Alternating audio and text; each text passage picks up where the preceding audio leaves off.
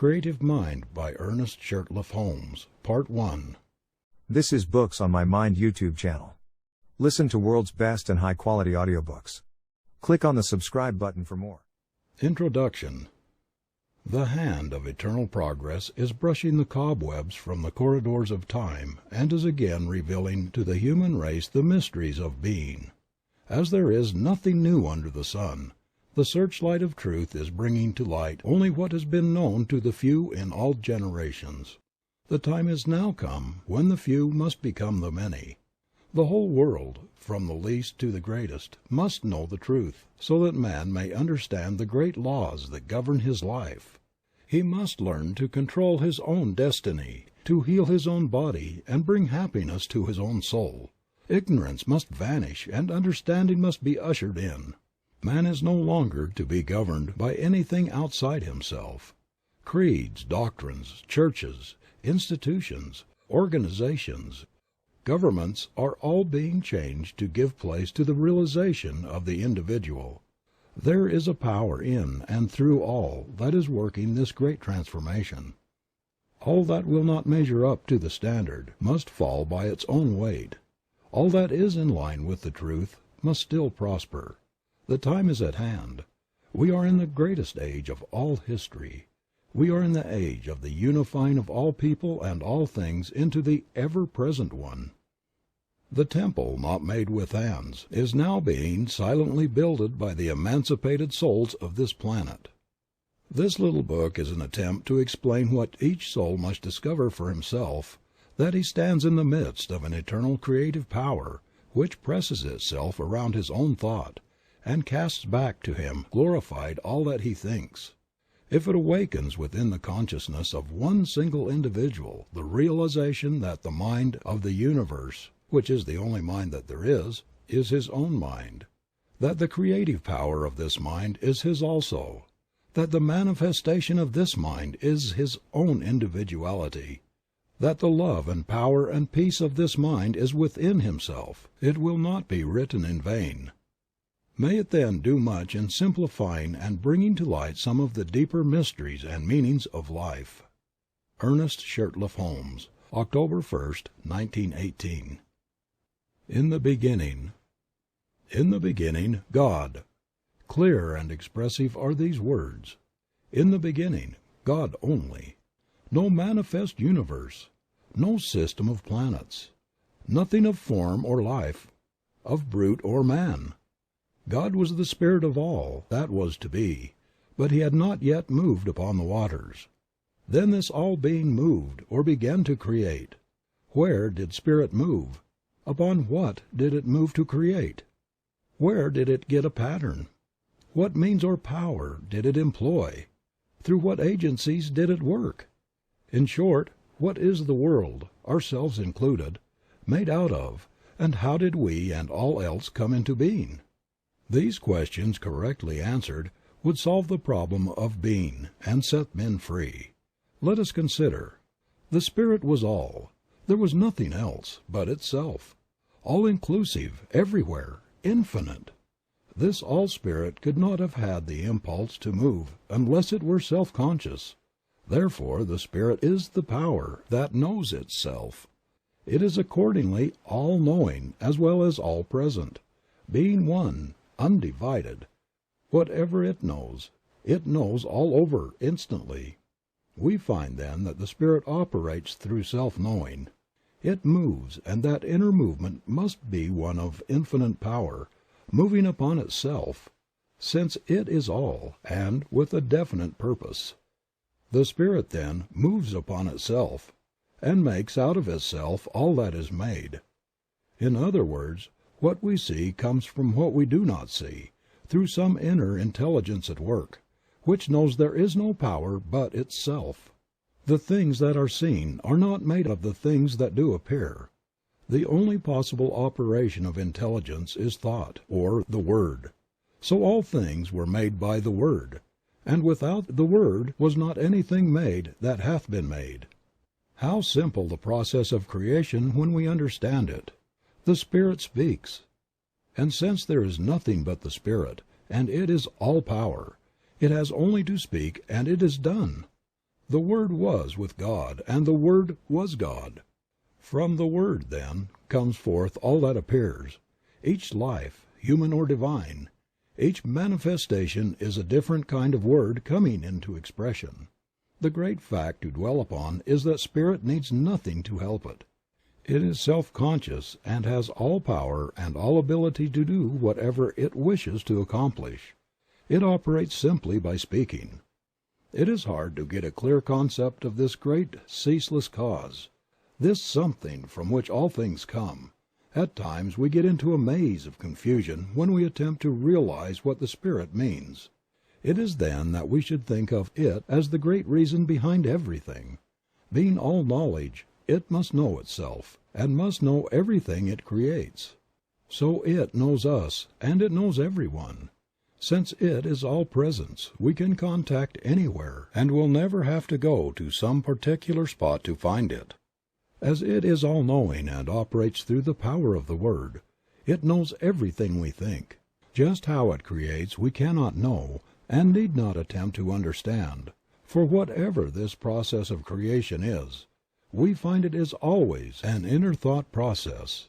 We should keep this in mind. The Spirit makes all things out of itself. Everything comes into being without effort. And when we exert ourselves, we are not in accord with the creative Spirit in the way in which it works. The impulse of the Spirit to move must be caused by a desire to express what it feels itself to be: beauty, form, color, life, love, and power. All things else we find in the manifest universe are attributes of the Spirit, and are caused to spring into being through the Word, because the Spirit wants to enjoy itself. We find then that the Word, which is the inner activity of thought, comes first in the creative series, and all else comes from the effect of the Word, operating upon a universal substance. If the Word precedes all else, then the Word is what we are looking for, and when we get it, we shall have what the world has sought from time immemorial.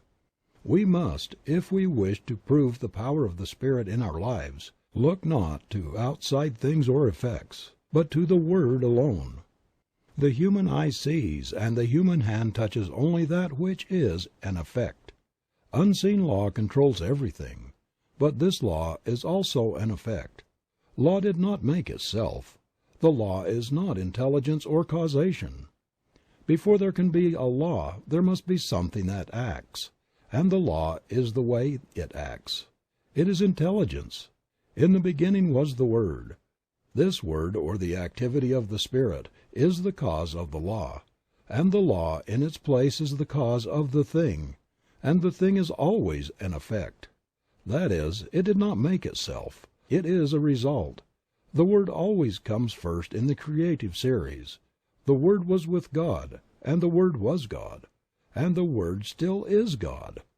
When we realize that man is like God, and he could not be otherwise, being made out of God, we realize that His Word also has power. If there is but one mind, then it follows that our word, our thought, is the activity of that one mind in our consciousness. The power that holds the planets in their place is the same power that flows through man.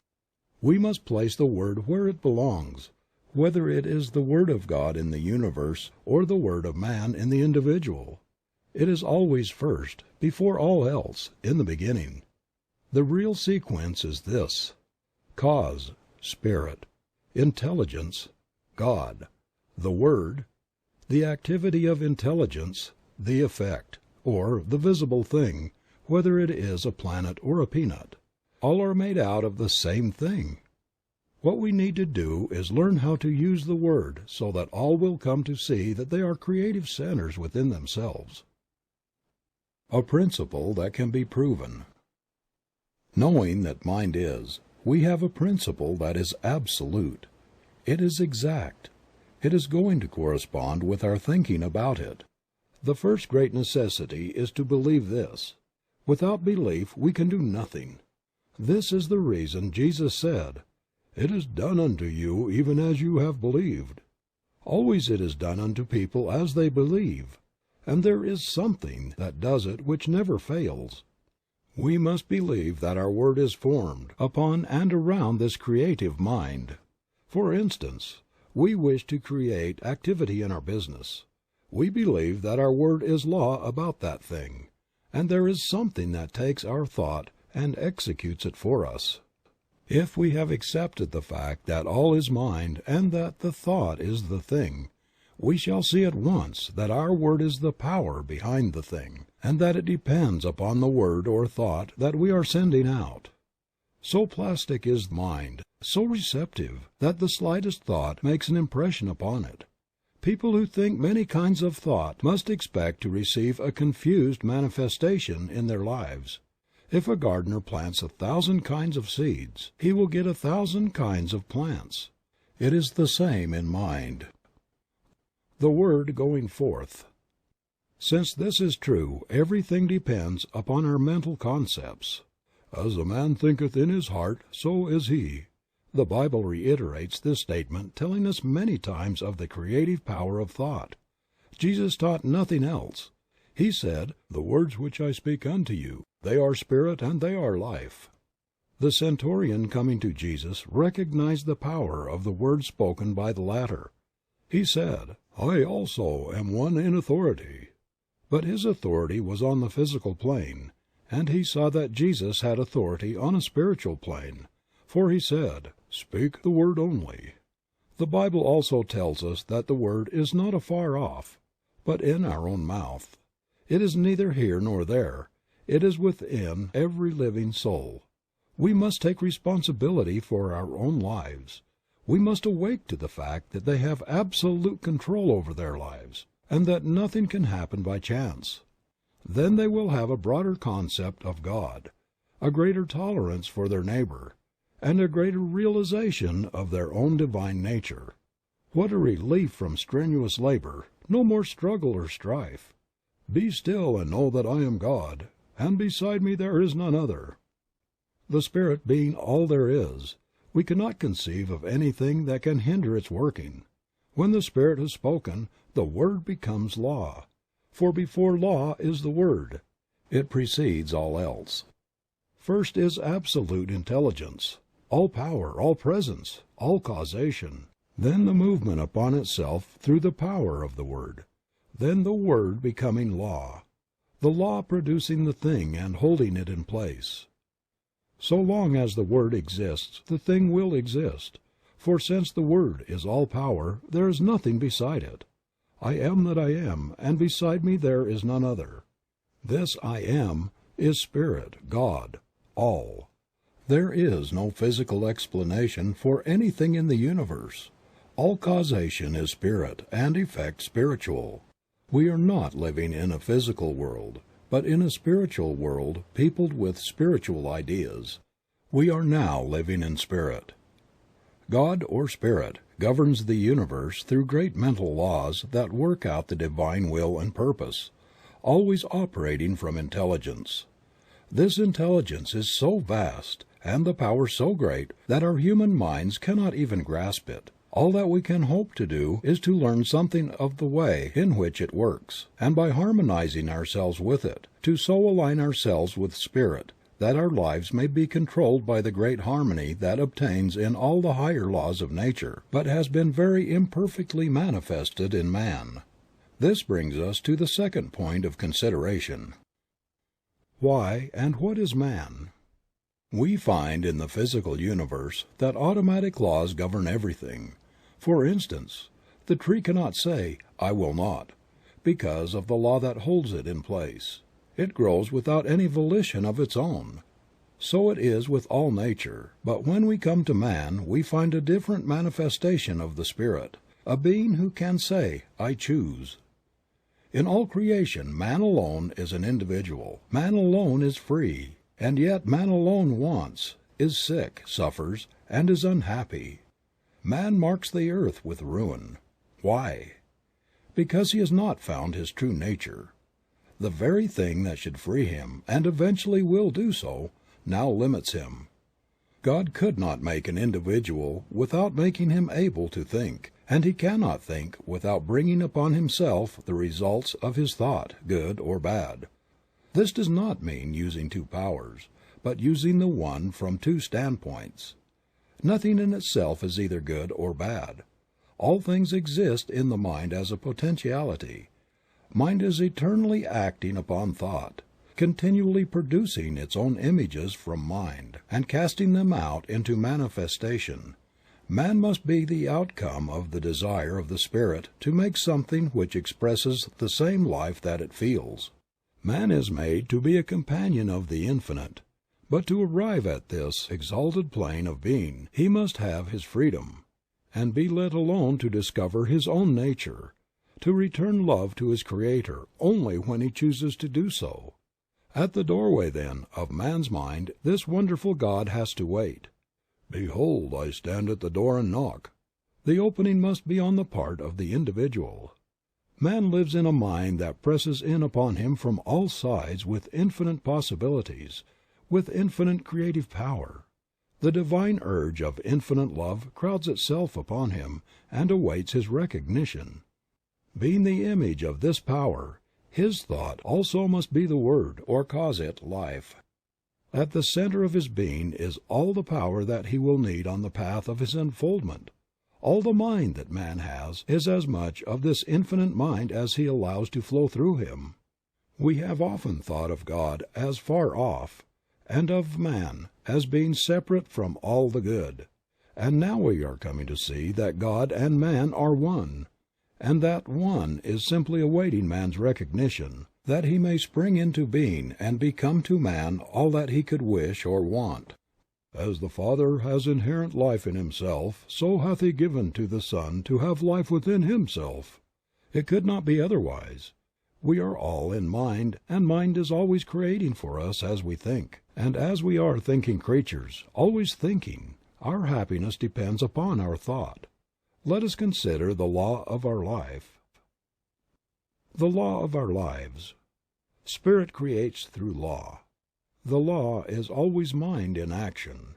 Mind cannot act unless intelligence sets it in motion. In the great universal mind, man is a center of intelligence, and every time he thinks he sets mind into action. What is the activity of this mind in relation to man's thought? It has to be one of mental correspondence. That is, mind has to reflect whatever thought it casts into it. Wonderful as universal mind is, it has no choice but to create whatever thought is given it. If it could contradict that thought, it would not be a unit, since this would be recognizing something outside itself. This is a point in truth which should not be overlooked. The one mind knows only its own ability to make whatever is given it. It sees no other power and never analyzes or dissects. It simply knows. And the reason why people do not understand this is that they have not realized what mind is.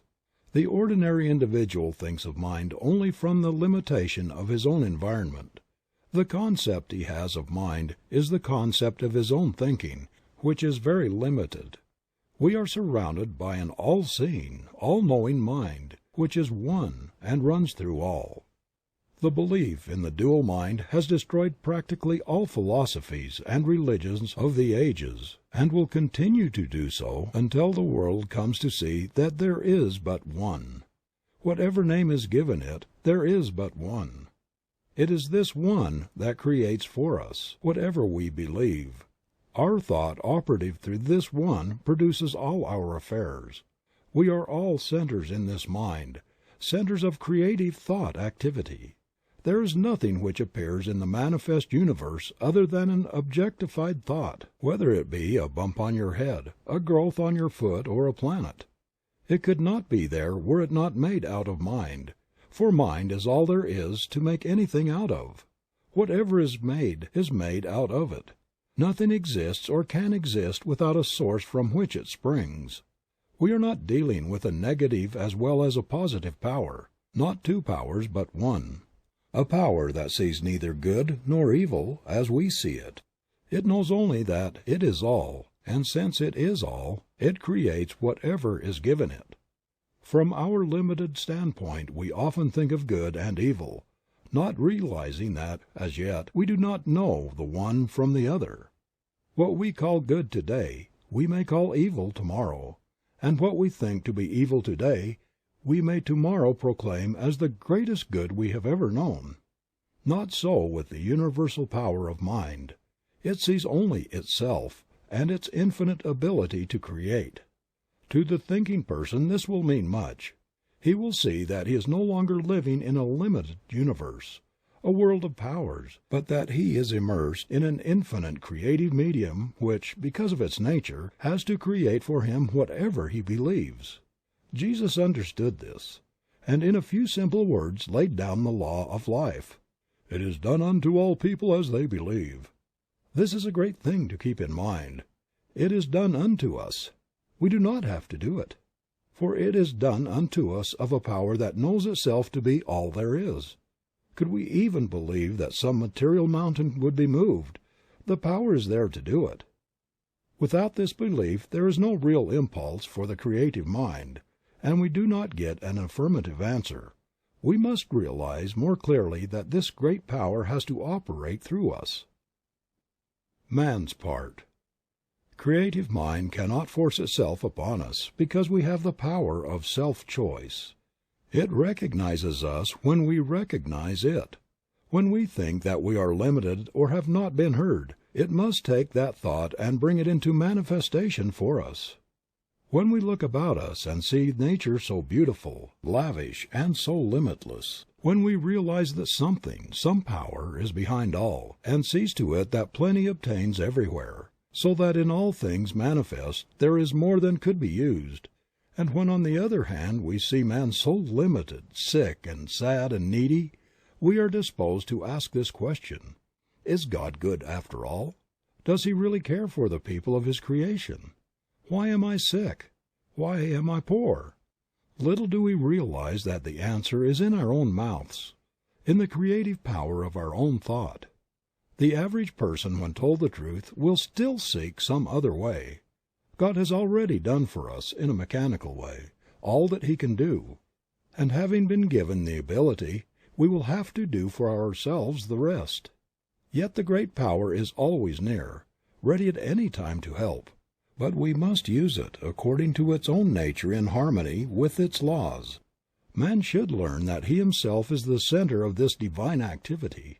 Realizing this, he must seek more and more to utilize his own divine nature, and by doing so he will become more fully under the protection of the great laws that govern all life, manifest and unmanifest. Whatever man is, he must find that because he is made out of God. He must be of the same nature. This infinite one cannot know anything outside of itself, anything that would be a contradiction of its divine nature. Man's ignorance of his real nature binds him with his own freedom, until he comes to see things as they really are, and not as they appear to be. In the infinity of mind, which is the principle of all metaphysics and of all life, there is nothing but mind, and that which mind does. That is all there is in the universe. That is all there ever was or ever will be. This mind is acted upon by our thought, and so our thought becomes the law of our lives.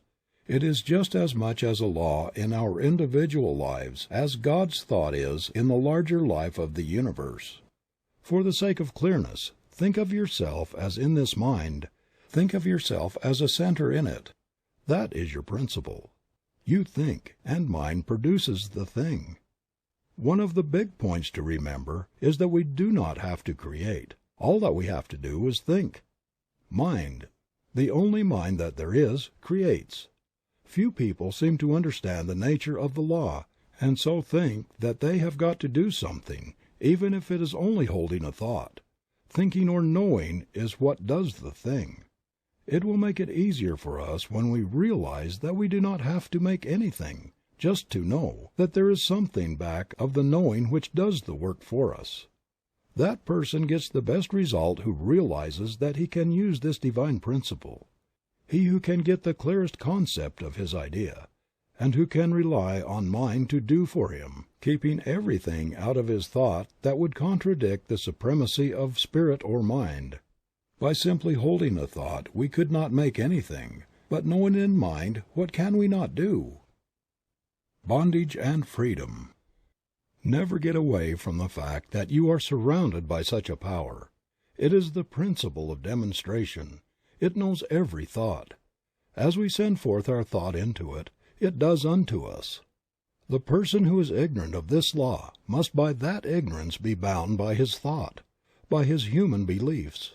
One who understands will begin to break these ties that bind him. One by one he will destroy every negative thought until at last he is able to think what he wants to think, and so he frees himself by the use of the same power that at one time bound him. We must destroy all thought that we would not see manifest and hold to that which we would see, until we receive the affirmative answer. Never struggle. Mind makes things out of itself. There is no effort made. Don't think that there is so much to be overcome. Have only a calm sense of perfect peace as you realize that God is all, and that you are using the perfect law, and that nothing can hinder it from working for you. Many people are learning to do this, and no one has yet failed to demonstrate who has been steadfast, using the law in a consistent and persistent trust. All that we have to do is to provide the right mental and spiritual attitude of mind, and then believe that we already have, and the reward will be with us. We shall see it. The time will come when we will not have to demonstrate at all, because we will always be living so near to the law that it will do all for us without much conscious thought on our part. So when you say, "I am poor, sick, or weak," I am not one with the creative mind. You are using that creative power to keep yourself away from the infinite. And just as soon as you declare that you are one with God, there is a rushing out to meet you, as the Father rushed out to meet the prodigal son. The Spirit seeketh, but as long as your mind thinks in the terms of conditions you cannot overcome. The difficulty comes from our inability to see our own divine nature and its relation to the universe. Until we awake to the fact that we are one in nature with God, we will not find the way of life. Until we realize that our own word has the power of life, we will not see the way of life. And this brings us to the consideration of the use of the Word in our lives. The Word. The Word was with God, and the Word was God. The Word is nigh thee, even in thy own mouth, that thou shouldest know it and do it. What does this mean?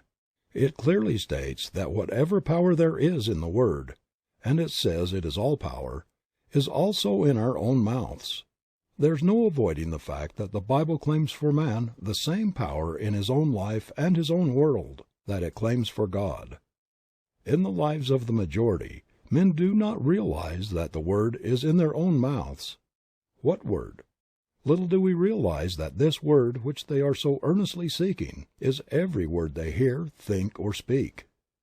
Do we who are endeavoring to realize the greater truths of life always govern our words?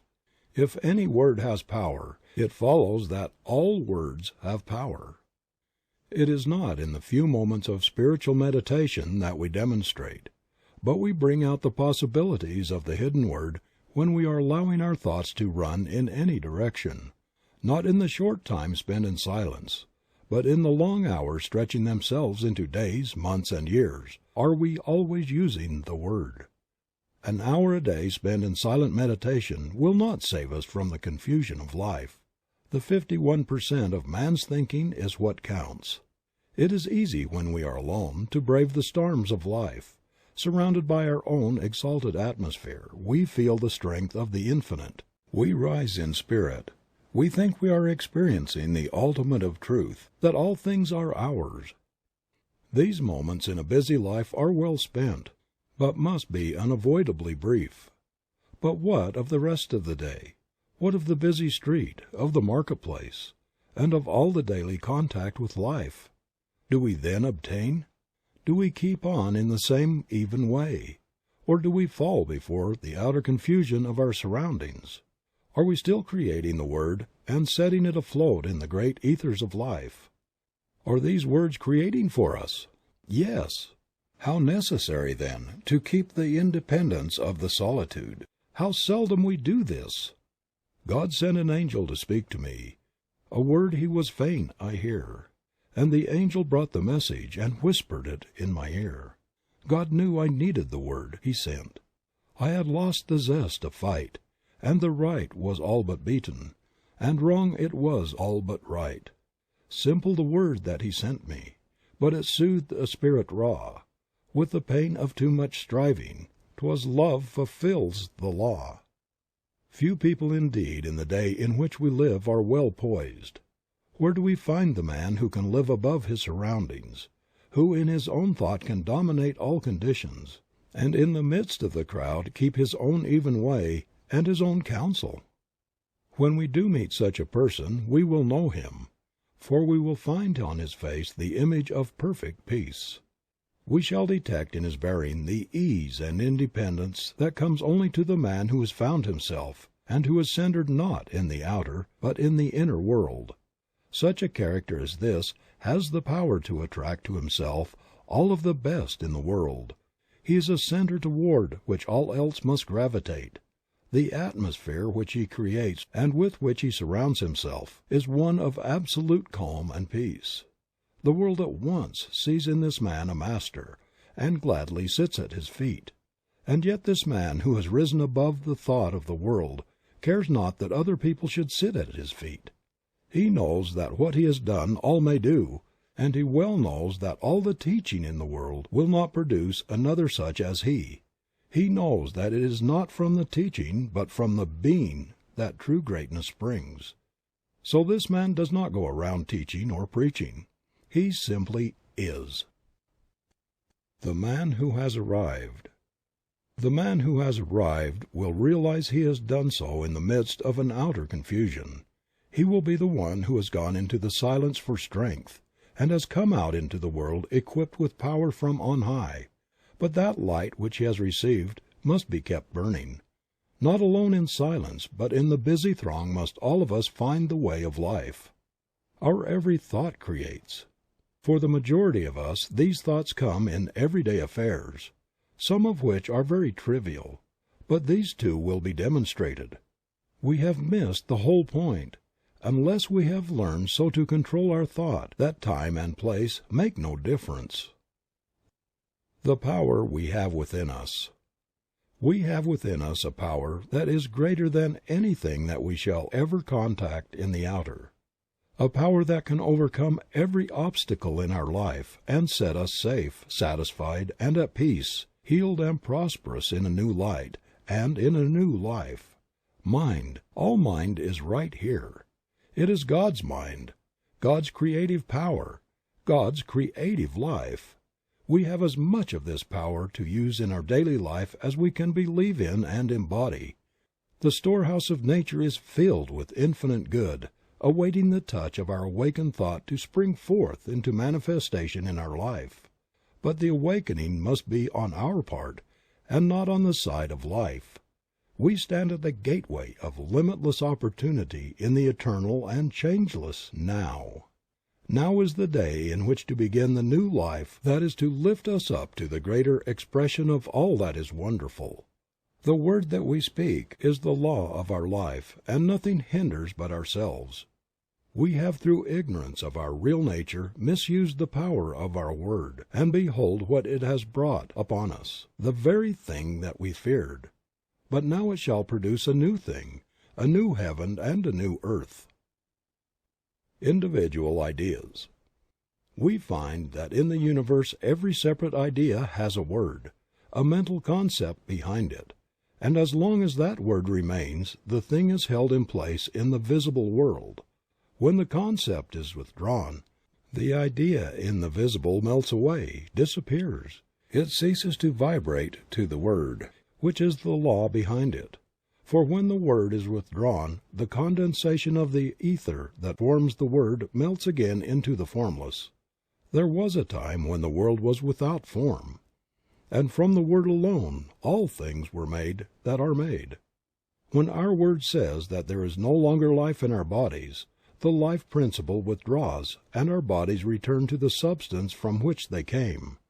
Here is the great mystery of life, that we are able to use this creative word for whatever purpose we may desire, and that word becomes the law unto the thing for which it was spoken. And so in our lives we might say that without our word was not anything made that was made. For we are given the power to sit in the middle of our lives and direct all their activities. There is no struggle and no strife necessary. All we have to do is to know. We must awake and with the glorified consciousness of an emancipated soul use our God-given power. The reason for the universe. This universe is the reason, first, of an infinite intelligence which speaks or thinks, and as this thought becomes active within itself, it creates from itself, at the power of its own word, the visible universe. We are living in a universal activity of mental law. We are surrounded by a mind which receives every impression of our thought and returns to us just what we think. Every man, then, is living in a world made for him from the activity of his thought. It is a self-evident proposition that mind must create out of itself. And this self, being limitless, it follows that its creative power is without limit. Mind in action. Everything that we see is the result of mind in action. We all have a body, and we have what is called a physical environment. We could have neither if it were not for mind. The law implanted within us is that we need nothing except ourselves and this all-wise creative mind to make anything, and that just so far as we depend upon any condition, past, present, or future, or upon any individual, we are creating chaos, because we are dealing with conditions and not with causes. Every living soul is a law unto himself, but of this great truth few people are conscious. It seems difficult for the race, which feels itself to be so limited, to comprehend the fact that there is a power that makes things directly out of itself, by simply becoming the thing that it makes, and that it does this by self-knowing. But we will not demonstrate until we see at least some of this, the greatest truth about life. We should realize that we are dealing with the principle that is scientifically correct. It will never fail us at any time, but is eternally present. We can approach the infinite mind with a depth of thought and understanding, knowing that it will respond, knowing that we are dealing with reality. Jesus, who saw this very clearly, laid down the whole law of life in a few simple words. "It is done unto you as you believe." We do not have to do it. It is done unto us. It is done by a power that is all. Could we believe that a material mountain would be moved, it would be done unto us. But unless we do believe, there is no impulse for the creative power, and we do not receive. Life externalizes at the level of our thought. Action and reaction. There is something that casts back at us every thought that we think. "Vengeance is mine, I will repay, saith the Lord." It is a statement of eternal truth and correspondences against which nothing can stand. And whatever man sets in motion in mind will be returned to him, even as he has conceived within himself and brought forth into manifestation. If we wish to transcend old thoughts, we must rise above them and think higher things. We are dealing with the law of cause and effect, and it is absolute. It receives the slightest as well as the greatest thought, and at once begins to act upon it. And sometimes, even when we know this, we are surprised at the rapidity with which it works. If we have been misusing this law, we need not fail. All that we have to do is to turn from the old way and begin in the new. We will soon work up out of the old law into the new which is being established for us. When we desire only the good, the evil slips from us and returns no more. Arriving at a high consciousness. The best way to arrive at the highest consciousness is to have a great faith in the willingness and the ability of life to do all for us, by working through us. We must believe in the inherent goodness and all-powerfulness of the Spirit of Truth, and so every path leads us back to the one point, and we must learn to realize the near presence, the great reality. There, through the door of our own thought, we enter into the universal consciousness, into a complete realization of life and truth, of love and beauty, and as we sit in the silence of our own souls and listen, It will be the greatest thing that we will ever do. In that completeness we are not lost, and yet we are found. This is what is meant that a man must lose his life in order to find it. We are lost to the human and found in the divine. We realize that we are one with the cause. Other suggestions.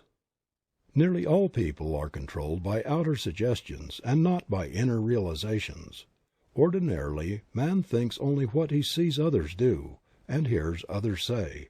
We must all learn so to control the inner life that outside things do not make an impression upon our mentalities. As we are thinking beings and cannot help thinking, we cannot avoid making things happen to us. And what we need to do is so to control our thought process that our thinking will not depart from the realization of that which is perfect. Man is governed by a mind which casts back to him every thought he thinks. He cannot escape from this, and need not try. It would be useless. The laws of the mind are simple and easy to understand. The trouble with us has been that we have laid down great obstructions, and then have tried to overcome them. Stop trying. Stop struggling. Begin to be calm, to trust in the higher laws of life. Even though you do not see them, they are still there. Did you ever see the law that causes a plant to grow? Of course you did not. And yet you believe in this hidden law of growth. Why do you believe?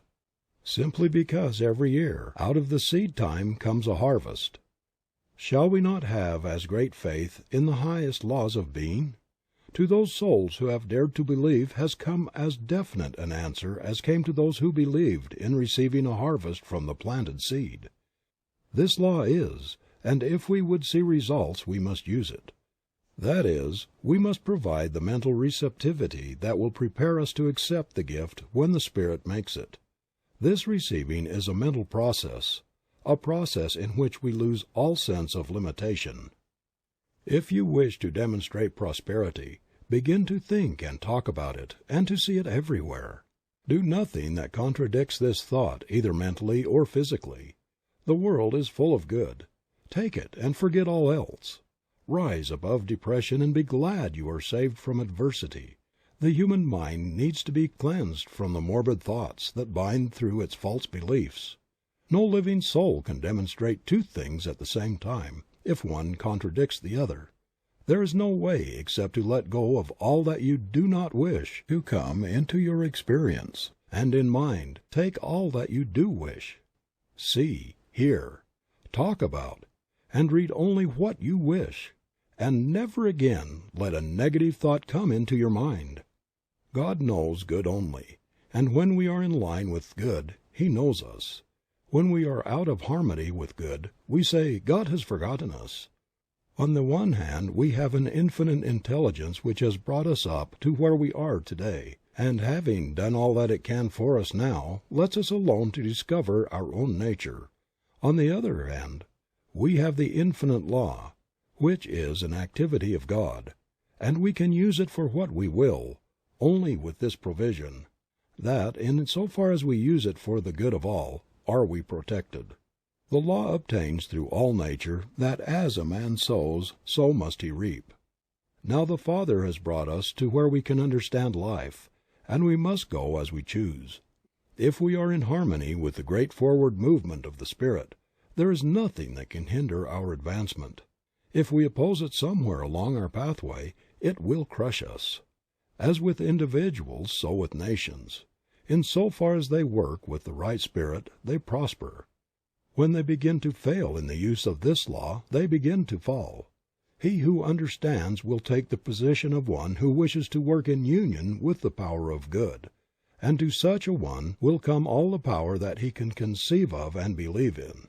His word becomes an expression as the very word of God, and he must realize it to be all-powerful.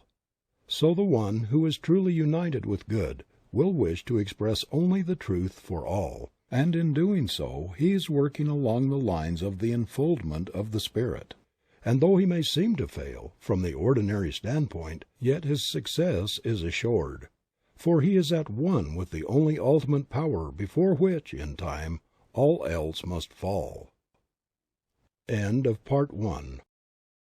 This is Books on My Mind YouTube channel. Part 2 of Creative Mind by Ernest Holmes. The use of the greater consciousness. In practice, the emancipated soul must always realize that he is in union with the Father. What the Father does, he can do in his own life. What God is, he can become. His word must be spoken with absolute authority. He must know. There should be no uncertainty. The word is the only power. Everything must come from it, and nothing can stand against it. It is the great weapon which he is to use against all evil and for all good. It is his shield against all adversity, and his sure defense against all seeming limitation. The secret place of the Most High is in his own soul, where God dwells in eternal peace and infinite calm. Here he walks the waters of life undisturbed by the waves and the storm. Divine companionship is his for all eternity. Peace which transcends all human confusion comes, and he realizes that indeed he is honored of the Father. His word is flung out, and will work and none can hinder it. The sense of sureness is complete. Heaven and earth may pass away, but the word goes on, accomplishing that thing for which it was sent, and all power is given to it on earth and in heaven. If he speaks to the sick and they receive, it will heal them. If he says the word of prosperity, it will manifest, and nothing can hinder it. The world will abound with good, and his cup runneth over with life. What more can we ask? What greater realization of life than to know that God is with us?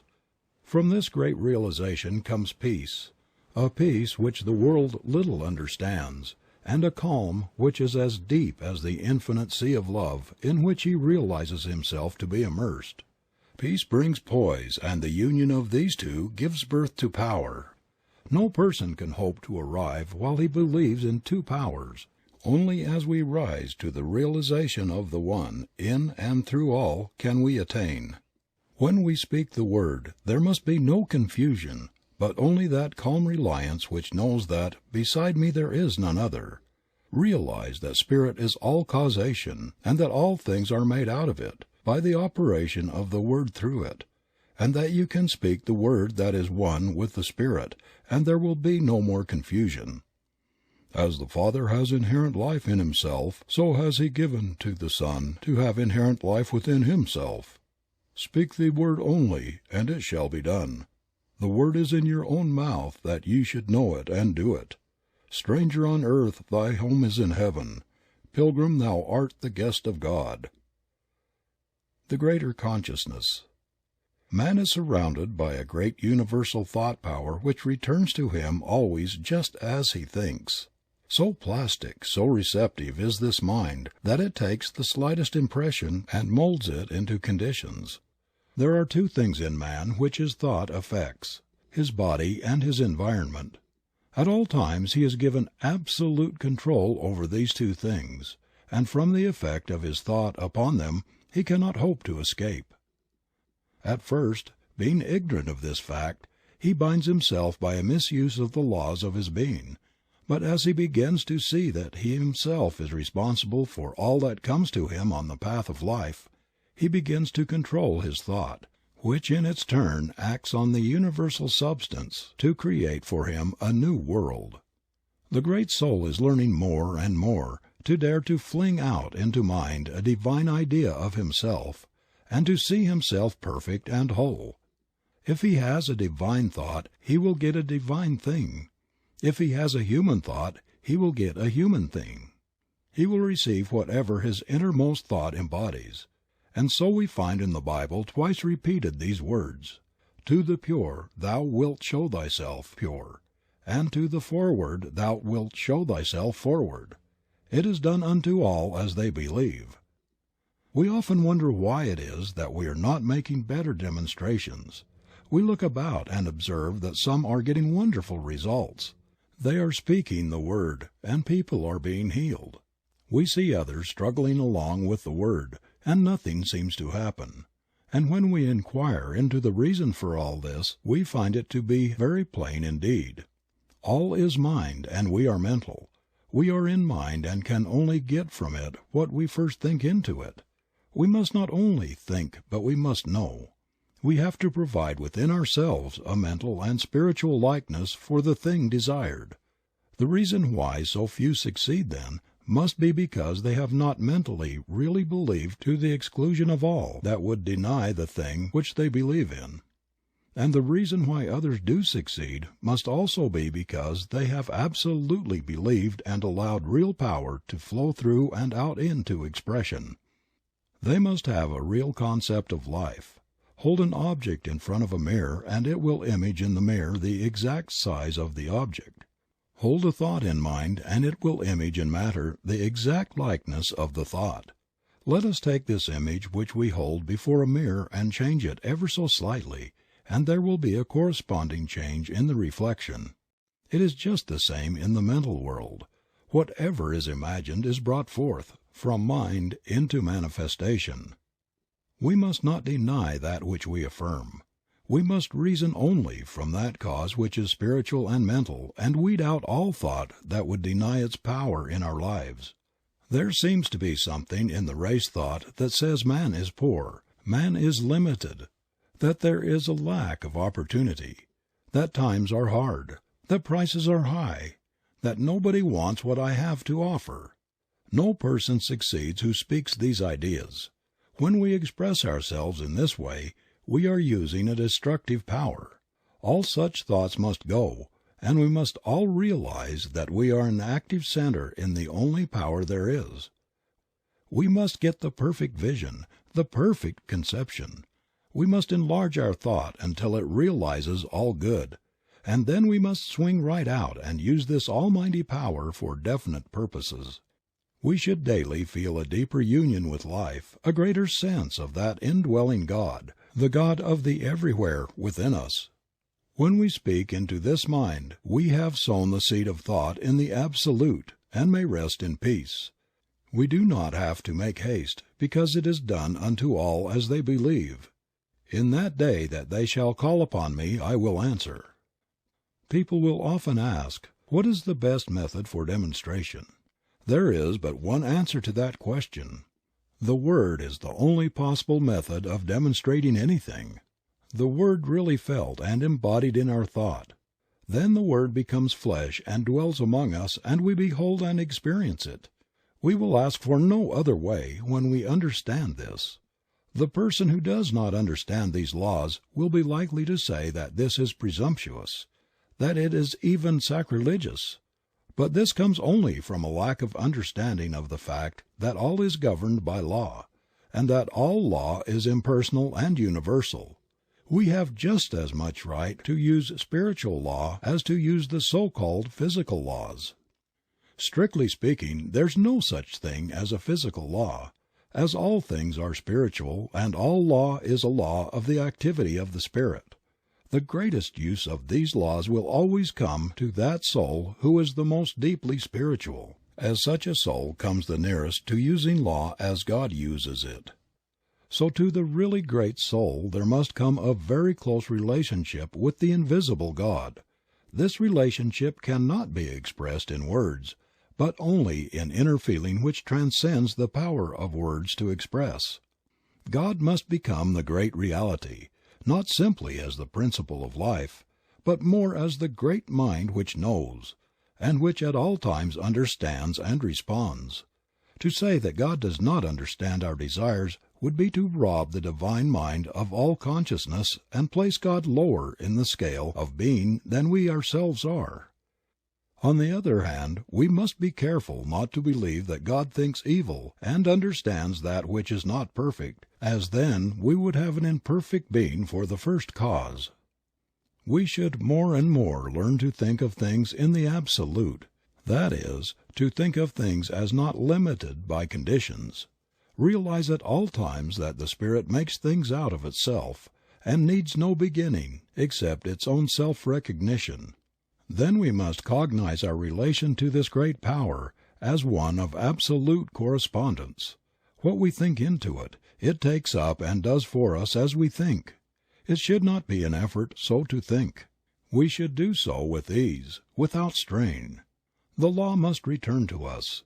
We have no responsibility except to provide the proper channel. It can return only in the exact way that we think. If we think struggle is the reality, we shall gain our demonstration, but struggle will have to be the result. There is a law of reflection between mind and the one who thinks, and it is not only what a man thinks, but also how he thinks, that shall be done unto him. If you believe absolutely that you can do a certain thing, the way will always be open for you to do it. If also you believe that time will have to elapse, then you are making a law, and time will have to elapse. If, on the other hand, you believe that mind knows just how and never makes mistakes, but lets it be done unto you, then it will be done. Confusion brings more confusion. Peace begets more peace. We cannot imagine the Great Spirit hurrying or worrying, fretting or trying to make anything happen. The only reason we worry and fret is because we have thought there was some other power which could bring confusion. Such is not the case. There is but one, and we are always using that one, but using it according to our belief. This is our divine birthright. Nothing hinders it but ourselves. Remember that since all is mind, you cannot demonstrate beyond your ability to comprehend mentally, that is, beyond your ability to know about a certain thing. For instance, suppose you wish to heal someone who is sick. Your ability to do this will depend entirely upon your ability to see perfection mentally, coupled also with the realization that your word destroys everything unlike itself. If you try to see perfection for a few minutes only, it will never heal. Your thought goes on at all times, and in the moments when you least realize it, conditions are being molded for you. It is not enough to declare consciously for the truth. The truth must be believed or no good results will be forthcoming. The perfect universe. The one who desires to heal must stop seeing, reading about, discussing, or listening to conversation about sickness. There is no other way under the sun except as we let go of that which we do not desire and take that which we wish to have. There is too much of this deceiving ourselves into thinking that we can do two ways at once. We may deceive ourselves and possibly other people, but the law remains the same, the law of mental correspondence and nothing else. We cannot go beyond our ability to realize the truth. Water rises only to its own level. In our patients as well as in ourselves and our environment we will reflect what we are, not at our best in the few moments of silence, but in the long run of ordinary life and thought. To acquire the larger consciousness is no easy task. All that we have believed in which contradicts the perfect whole must be dropped from our thought, and we must come to realize that we are now living in a perfect universe, peopled with perfect spiritual beings, each of which, coupled with the great divinity, is complete within himself. We must see that we are one in the Great One, and then we will not separate or divide, but unite and add to, until in time we will find that we are living in an entirely different world from that in which we had once thought we were living. Of course, this will meet with much opposition from those unenlightened souls whom we must contact in the world. But what of that? Remember, the great man is the one who can keep in the crowd the calm, even thought, the deep, divine reliance on principle. And more, this is the only way to help or save the world. In time all people will come to the same understanding.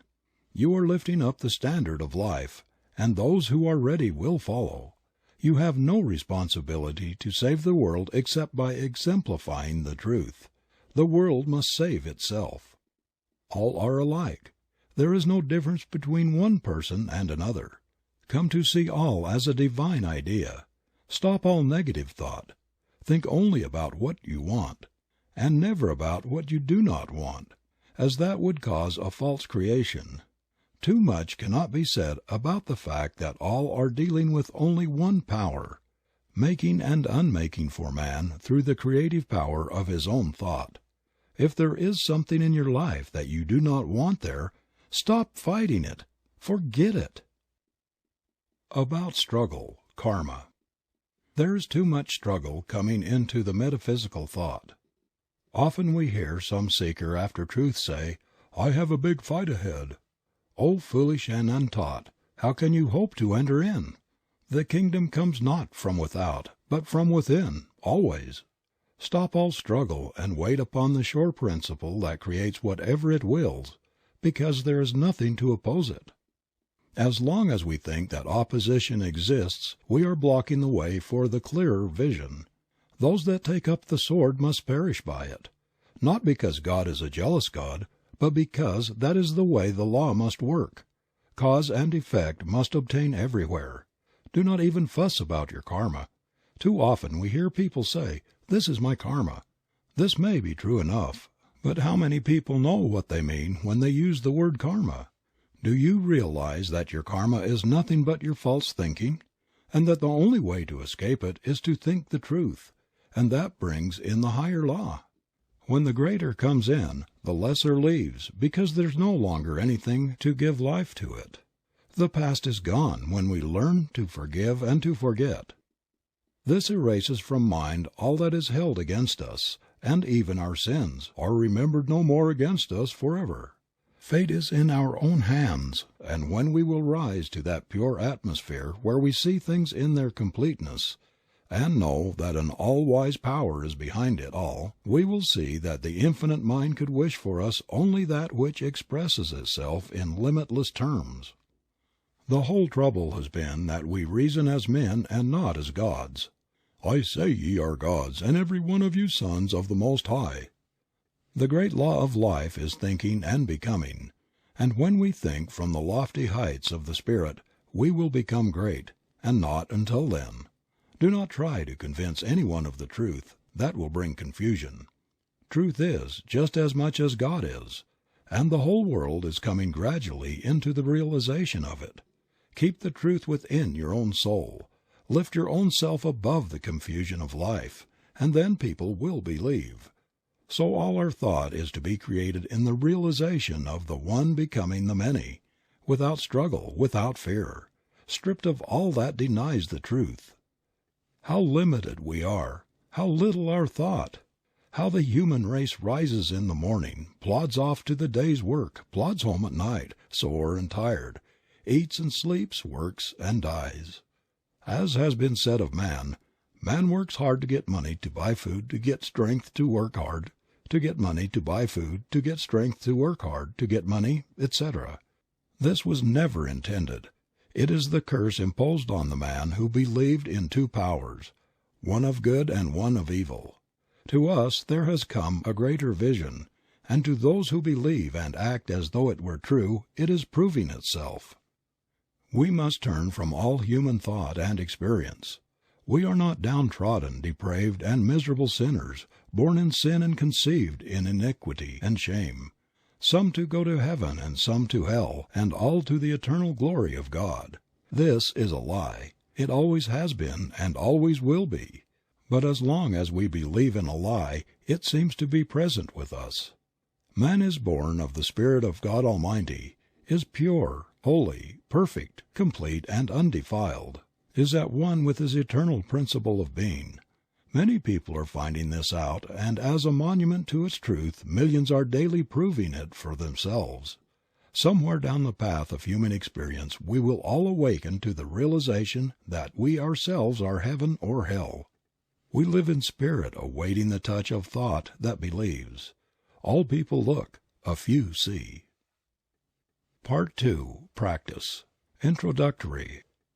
The one who wishes to practice metaphysics must first, last, and all the time realize that he himself is a center of the divine activity.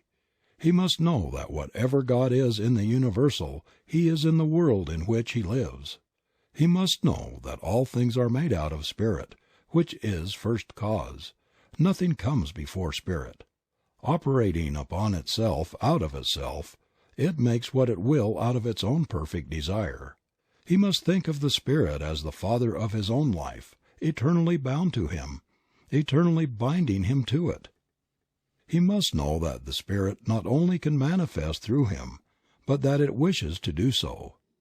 The Father seeks such to worship Him.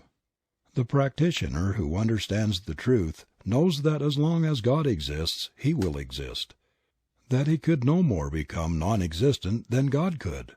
Walking, talking, moving in God, he must not only see the Divine Being as the great unknown cause, but he must go a step further and see God as the great self-knowing, understanding power of infinite intelligence, thinking through his own thought and willing into his own life all power and all good.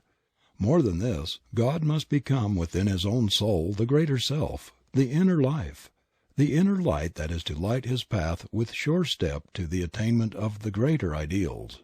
God is to become the great friend of his life, understanding him and helping him at all times to understand all things. No more books, no more teachers, no more preachers, creeds, or candlesticks will he ever need. The old methods must vanish into their native nothingness, as the great realization that God is all in his life dawns upon his awakened thought. Naught is the squire when the king's at hand.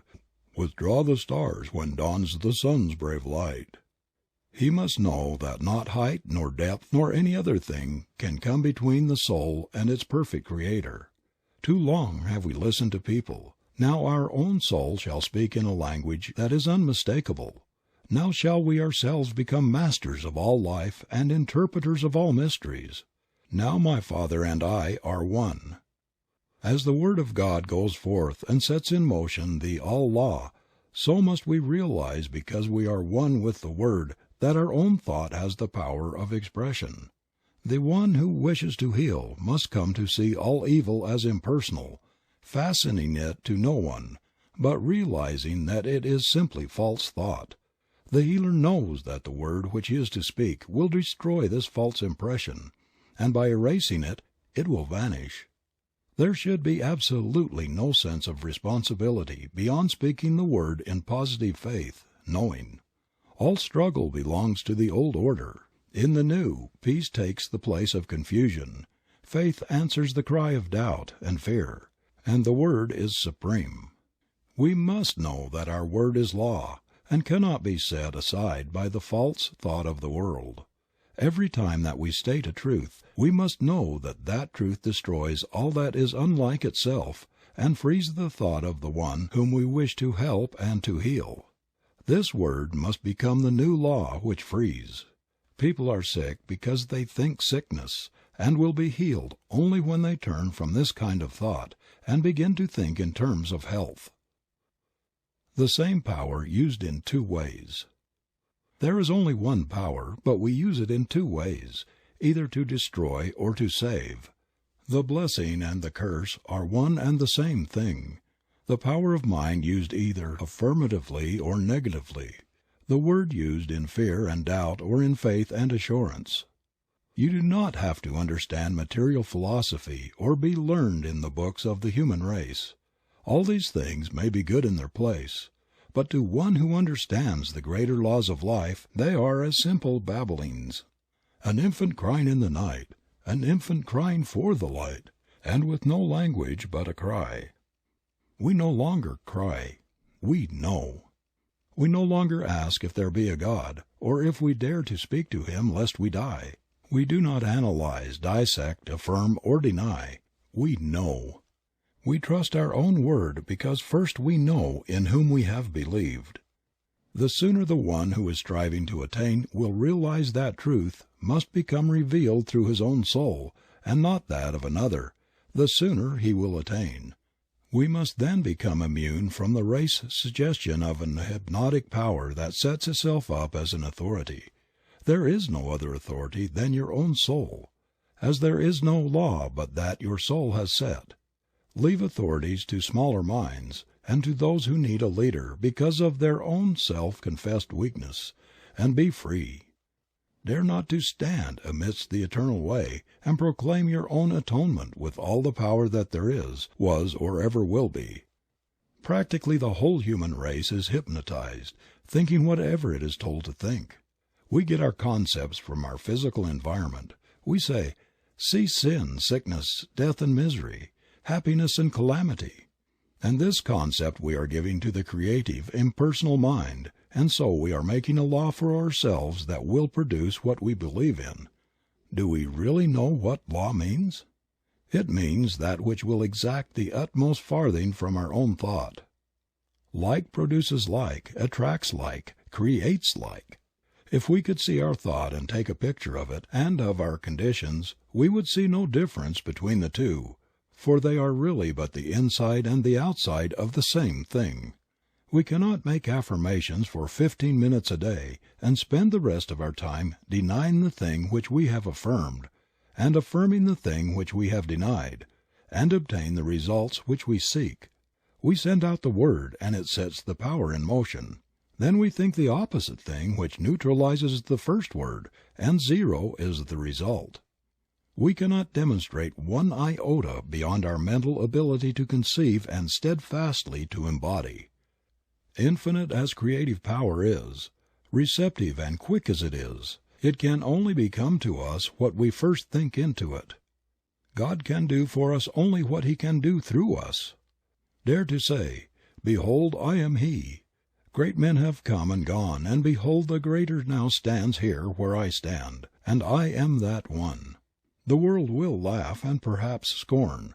The Christian world will hold up its hands in holy horror, lest you blaspheme.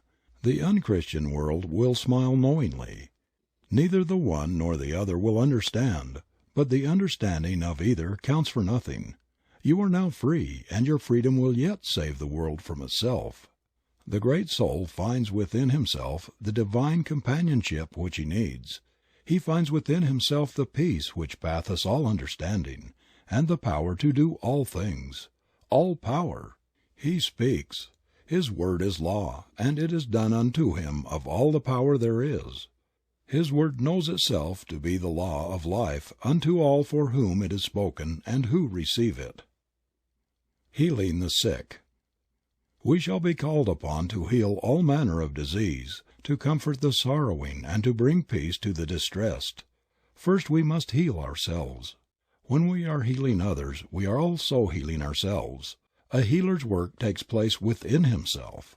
This idea of sending out thought and holding thought is all a mistake.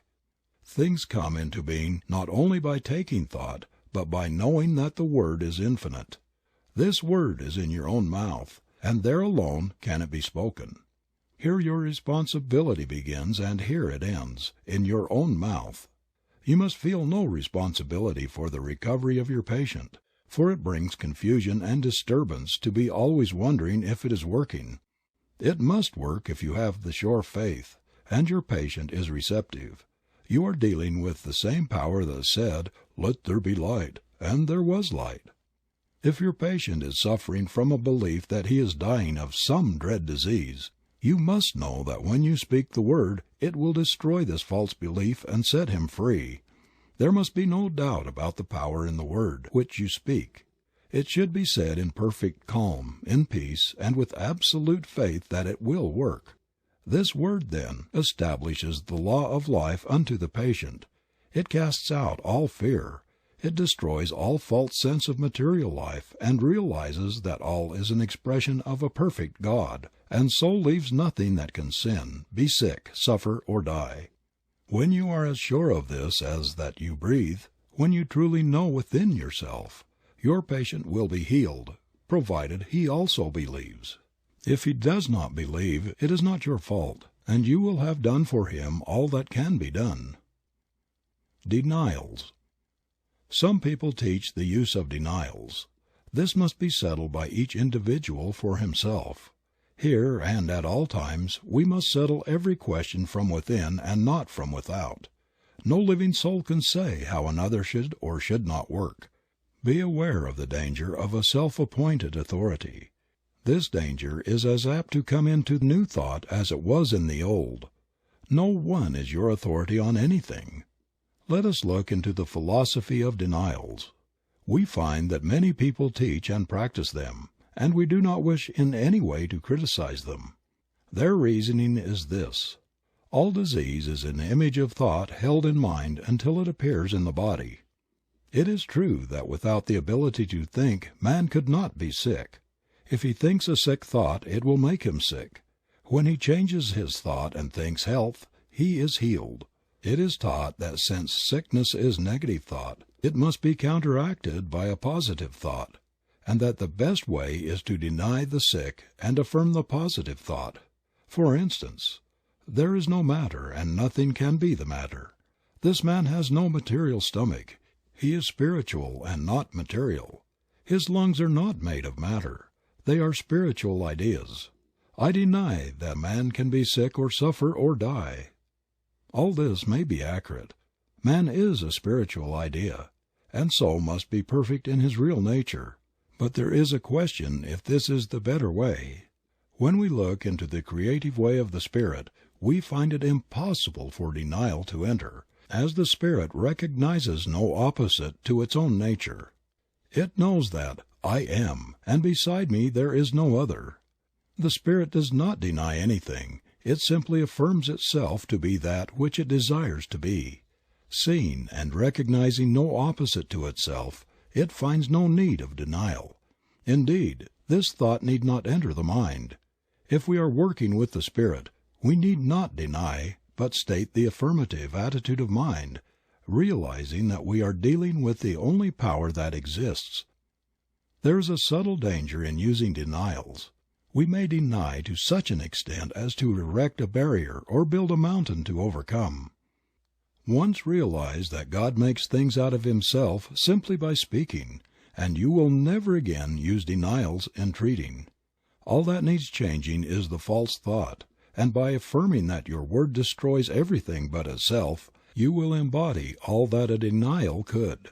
In those systems that teach denials, we find that the more enlightened ones are gradually using the affirmative method, and as this is the growth of experience, there can be no doubt that it is the better method. Of one thing we may be sure: the Spirit never denies. It simply knows that I am. The use of affirmations. The affirmation is the great weapon of the healer. It is in alignment with the way of the original creative spirit, and is the true use of the word of all power. We need only to say that our word is the law unto the case, and calmly state what we want to be done, and then say and do nothing that contradicts it, and wait for the fulfillment of that word. There is a power that operates on what we say, and it is done unto us, and we need have no fear about the results. If I am treating Mary Jones, I need only say I am helping her, and go to work within myself to realize that she is now a perfect being, made in the image of God. I must know that I am destroying all imperfection when I know within myself that I am speaking the truth, and realize that she is perfect. The healing is done as far as I am concerned. If she receives, she is healed. I am not responsible for her receptivity. Know that there is a power that corresponds to your own mental attitude, and you will see that the way you are believing is what makes things happen the way they do. Always believe in what you are doing. Never see the negative side of life. Never talk about it, or listen to talk of other people, and never think about or see imperfection, and you will have no trouble in making demonstrations. The highest attitude of mind. The highest attitude of mind, from which all else springs, is one of perfect calm and absolute trust in the Spirit. The one who can with perfect confidence look into the future, and with perfect ease of mind rest in the present, and who never looks backward, but who has learned to be still in his own soul and wait upon the Spirit, he is the one who will the most completely demonstrate the supremacy of spiritual thought over so-called material resistance. Be still and know that I am God. Non-resistance. Resist not evil, and it will flee from you. Here is a statement of one of the great laws of our being. When we resist, we make a mental image of the thing we are fighting, and that tends to have it created for us. When we learn to look only at what we want, and never at what we do not want, we will no longer resist anything. Suffer it to be so now. You need not try to change the world. Let it alone. All people are doing the best they can. No one needs to be saved but yourself. And the sooner you realize this, the sooner you will attain. Get over that holier-than-thou attitude. It is an illusion that many people suffer from, especially in the religious world. The world is all right. It's not going to hell. It is on the way to heaven. It is getting good so fast that in the process many things are being overturned and confusion appears to be on the surface. A great change is taking place, and on the surface the results are as yet a little mixed, but underneath the power is at work, destroying all unlike itself. In time all will come to see this. What a load of responsibility we assume that we were never meant to carry. Remember that in the divine plan no mistakes are made, and that if God could have done it in a better way, He would have done it differently. No souls are lost, for all live and move and have their being in Him, and God is not a God of the dead, but of the living, for in His sight all are alive. Too long have we believed the negative simply because we have allowed ourselves to become hypnotized by a few strong-minded people, and by those who have imposed upon the race a mass of false philosophy. Be alive. There is no place in the new order for dead ones. The true metaphysician is alive to all that is useful. Filling his place in the events of the human race, he takes part in all its labor and in all its fun. Pessimism must be relegated to the scrap heap. There is no place among the living for the dead. Let the dead bury their dead. Follow thou me. Do not hesitate to enter into the game of life, but do so with a zest and enthusiasm that overflows with life. Fill yourself with the radiance of a life running over with power and usefulness. Then shall the world see your light. People in the new thought above all others should enter into the business world, into educational vocations, into politics, into every walk of life, and there prove before a waiting world, tired of itself, that a man's a man, with this difference, not a son of man, but a son of God. Be happy. How can we hope to make a world see the right way unless we overflow with joy? The world has now too many sad faces. We see them everywhere, that resigned look that seems to say, "One rebuff more or less makes no difference. I'm already so sad that nothing matters. I can bear it." This was all right when we thought everything was all wrong, but now we know that all's well with the world. We must get over this depression which robs us of the power of attraction of the good things of life, and enter in. The man who is always glad will surround himself with people who are happy, and life will be a continual enjoyment. This robs no one. It does not make a race of irresponsible people. It makes a world of joy, a world that is good to live in. No one wants to associate with the dead. People are looking for a more abundant expression of life, not for depression and fault-finding. Find fault with no one, and more than this, find no fault with yourself. Get over the thought of condemning people and things. People and things are all right. Let them alone and enjoy life. Your very atmosphere will cheer and uplift the people who contact you, and a new life will enter into them, overflow. As it is given to me to perceive, I most certainly believe, when a man's glad plumb through, God's pleased with him, same's you. Live in the present. Life is for us today. There will be no change for tomorrow unless we do the changing today. Today we are setting in motion the power of tomorrow. Today is God's day, and we must extract from it what of life we are to live. Tomorrow, in the divine course of events, will care for itself. The soul that learns to live in the great gladness of today will never weary of life, but will find that he is living in an eternal here and now. Now all good is his. Now all life, truth, and love are his. Now he has entered in, and the good things of life are his today. Lord, for tomorrow and its needs I do not pray. Make me do thy will just for today. Let your soul sing today, and the song that comes tomorrow will be all the sweeter. It will ring out over the vistas of time with an unmistakable clearness. Here is a soul who knows himself and has found life within himself, who has met God today. No more waiting, no more longing, no more weary roads to travel. He has arrived. The goal is won and peace has come at last, today. See good in all things. Learn to see God in all manifestation, in all people, through all events. The ordinary person sees only the lump of matter. Not so with the awakened soul. He sees in all things the divine mind at work, molding out into expression what it feels itself to be of life, of color, of form and beauty.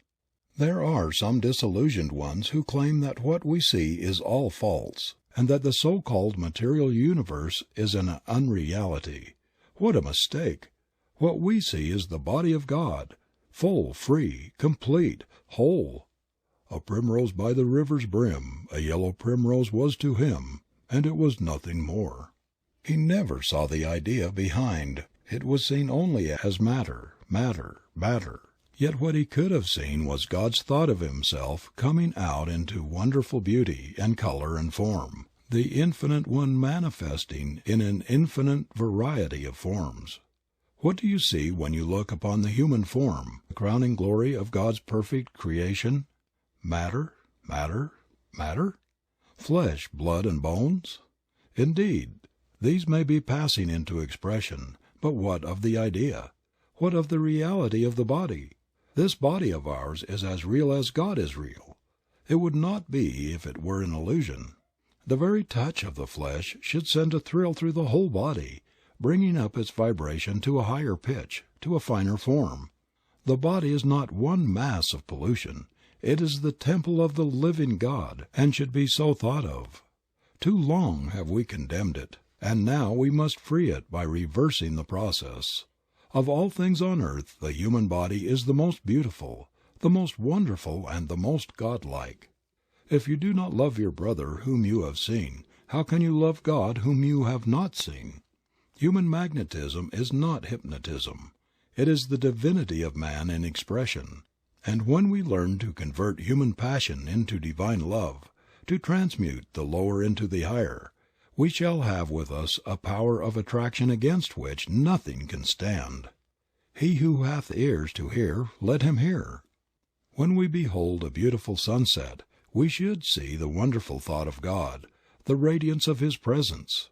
In the strength of the hills we should see the strength of the Spirit, and seeing all things as spiritual ideas, we should learn to love them because God has made them and given them to us to use. The soul who in ecstasy can rush up to a tree and embrace it realizes more of God than all the bigoted priests who have ever lived. The one who can sniff the ocean breeze with delight feels the presence of the Divine Being more keenly than does the one who kneels in despair before an awful God of justice. Learn then how to appreciate nature and nature's God. Spend much time in the out of doors. Look up at the stars. Let them be your companions. Tread the pathless ways of the trees and the giant forests and see God in everything that you look upon, the God of the everywhere. End of Part 2. This is Books on My Mind YouTube channel. Part 3 of The Creative Mind by Ernest Holmes. Be expectant. Expect the best to happen. Don't sit around waiting for trouble.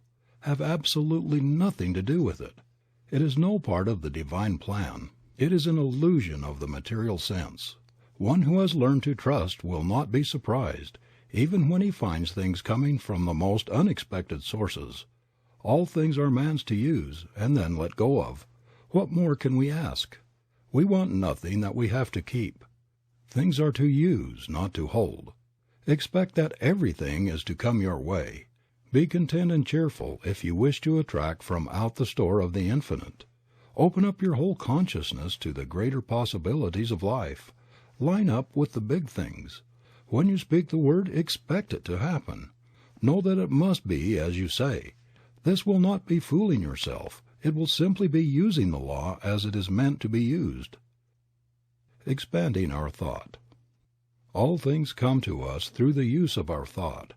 If we have a small concept of life, we will always be doing small things. First in the creative series is the Word, But the Word carries us no further than our consciousness back of it.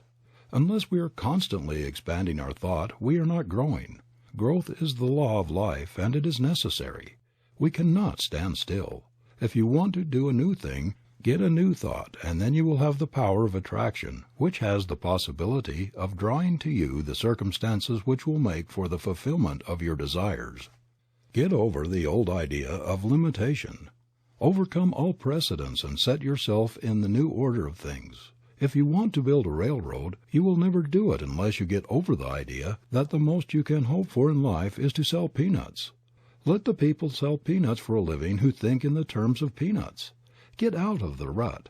God has created you for a glorious future. Dare to fling out into mind the greater assurances about yourself. The power of a treatment. A treatment has as much power as we put into the word which we speak when we are giving it. This does not mean screwing up our mind or using our willpower or using force from the material standpoint. It means simply knowing that what we say will be done unto us of a power which can do anything that is given it to do. We must know that our word breaks down every material law and sets the patient free to express God. We must know that the word would endure even though all else should fail. Heaven and earth will pass away, but my word will accomplish. In calm confidence and perfect faith, speak and wait upon the perfect law. Get that mental attitude that never wavers. Be sure and it will be done. Repeating the treatment. One treatment would heal anything if it were not for the fact that people are constantly receiving false suggestions from the outer life. As it stands now, we should treat until we get results, always expecting that it will happen at once. Every treatment should be complete, and at the close we should always realize that it is done. The word spoken once from the mind that knows is immediately taken up by the mind in which we live, and this mind begins to create around the word, which is the seed, the thing of thought. We must speak that word with authority. There can be no wondering if it's going to work. When we plant a seed in the ground and water and care for it, we never doubt but a plant will spring into being. So it is with the word. It is acted upon by some power which we do not see, but that power is present, there is no doubt, since all who go about it get results. As Thomas Edison says of electricity, "It is, use it." So we say of mind, "It is, use it." Always remember that your every thought is the way you are treating, since it is the way that you are thinking. Impersonal healing. The very presence of one that understands the truth will have a great power of healing. The reason for this is that we are all in mind, and we have with us at all times our thought. And since all manifestation is the result of mind in action, and we are thinking beings and are always causing mind to act, the very presence of our thought will have some power to act upon whatever we are thinking about. We are dealing with the power which in itself is limitless. We limit it, and so it cannot become to us the bigger thing. Of itself the power is the same that made the worlds, and it cannot realize any sense of limitation. They could not enter in because of their unbelief and because they limited the Holy One of Israel. Stop limiting things. Things are as big as we make them, no more, no less. There is room at the top. Get on top of everything and dare to dominate the earth. All things are given us to use. Make use of them. Everything is limitless, and we must see the truth that the fault is not in the law, but in ourselves when we fail. Not with God, but with man. Dare, dare, dare. Think of the bigness of things in the universe. Think of the number of grains of sand, the profusion of all life, and never again limit anything. All is yours to use. Jesus would never have become the Christ unless he had had the courage to say, "Behold, I am he." You will never attain until in some degree you are able to say the same thing of yourself. We must learn to reach out and take what is meant for us, the greater life, the all-good. People say, "Yes, but how do you do it?" Simply know that God makes things out of himself by speaking the word, and that in your own life you can do the same. All people can think, and all people can speak, at least mentally. This is all that you need to begin on. The Word is at the center of all creation, and is first cause, the starting point of all that you see. The Word is in your own mouth, and all that you have to do is to speak it. The trouble is that we are speaking the Word, and in the next breath we are denying its power by seeing something that contradicts it. If the Word is the way that God creates, it is the right way. If it works for God, shall it not work for us? As yet, our Word is more or less imperfect, but more and more it will become perfect, and so the outer condition will be brought up to the inner Word. All words have as much power as we put into them when we speak. The Word is already in our own mouths. That Word is all that you will ever need to bring happiness, health, and success to you. Do you wish to live in a perfect world, peopled with friends who love you, surrounded by all that is beautiful and pleasing? Do you wish to have the good things of life? There is but one way, and that way is as sure as the sun shines. Forget all else, and think only upon what you want. Control all thought that denies the real, and as the mist disappears before the sun, so shall all adversity melt before the shining radiance of your own exalted thought. The prodigal son remained a prodigal only so long as he chose to do so. When the thought came to him to return, he was greeted by the Father with outstretched hands. So shall we find that when we turn to that world which is perfect, there will be something that will turn with us, and we shall behold the new heaven and the new earth. Not in some far-off place somewhere beyond the clouds, but here and now shall we become free. We must do away with all that hinders the true growth, all little thoughts that hinder us from becoming. Human strife comes from the thought that there is not enough to go around. Forget it. We cannot use even what we see, and what we do not see is infinite. You will rob no one by becoming prosperous, and the laws that underlie this state of being are simple and easy to understand, and not hard to attain for the one who is willing to let go of the negative state of being. Prosperity. Here are a few simple rules for prosperity that are as sure of working as that water is sure to be wet. First, remember that nothing happens by chance. All is law and all is order. You create your own laws every time you think. There is something, call it what you will, but there is a power around you that knows and that understands all things. This power works like the soil. It receives the seed of your thought and at once begins to operate upon it. It will receive whatever you give to it, and will create for you and throw back at you whatever you think into it. This means that the practitioner should be very careful how he is thinking at all times. Not alone in the moments of the deeper silence are we treating our patients, but perhaps more than this, we are treating them in an impersonal way at all times. When we take a patient into our thought for a treatment, there will be a constant stream of consciousness flowing out to him during all the time that he is in our care. We should be very careful of our thoughts as we realize the deep truths of mental action and reaction. What is the spiritual mind? What is true spirituality? Many people have asked this, and as many have answered it. I do not pretend to know more about this all-important topic than others, but to the thinking person who has come to realize that all is love, yet at the same time all is governed by law, there must be a different answer given than the one we ordinarily hear.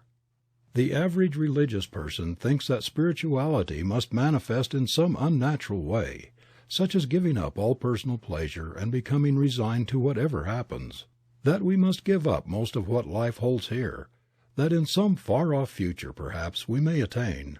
This is not the case with the man Jesus. We have more accounts of his being at feasts and weddings and similar gatherings than at other places. His first miracle was performed at a wedding feast, and we must remember that here he even turned water into wine for the pleasure of the guests of the house. Perhaps we have made a mistake about what true spirituality means. Other people think we must live some kind of an excluded life in order to obtain. Perhaps this may be true of the weak ones, but what of the world? What of the busy street? Is it not to be saved also? Jesus spent much time with the common people as well as with the rich, and it is certain that he also spent much time alone with the Spirit. What is the Spirit anyway? We all answer, why, of course, it is God. Where is the Spirit? It is present at all times and in all places. True spirituality must simply mean coming to realize the presence of this Spirit. It must be coming to rely upon it more than anything else. The one, then, who is the most spiritual is simply the one who relies the most. That's all. No matter where he is, he must rely, he must trust, he must believe. We do not have to give up anything but negative thought and act. We do not want to do anything that contradicts the forward march of the unfoldment of the Spirit. So all that we think and do must be in line with that which is right. But who shall say what is and what is not right? Remember this forever. Only your own soul can say what is right and what is wrong. To thine own self be true, and it shall follow as the night the day. Thou canst not then be false to any man. Look to no one for guidance. This is the blind leading the blind. The Almighty has put the truth into your own soul. Look there and there alone for it. Many people seem to think that for a man to look spiritual he must have no color in his face, have some kind of faraway truth. He must be peculiar either in looks or in the way he dresses. To one who knows the truth both praise and blame sound alike, but from the human standpoint at least a person cannot help being amused at the way in which the world judges true spirituality. My idea of true spirituality is that a man should live a perfectly normal life, entering into and enjoying all in life that is clean and good. He should place himself absolutely under divine guidance.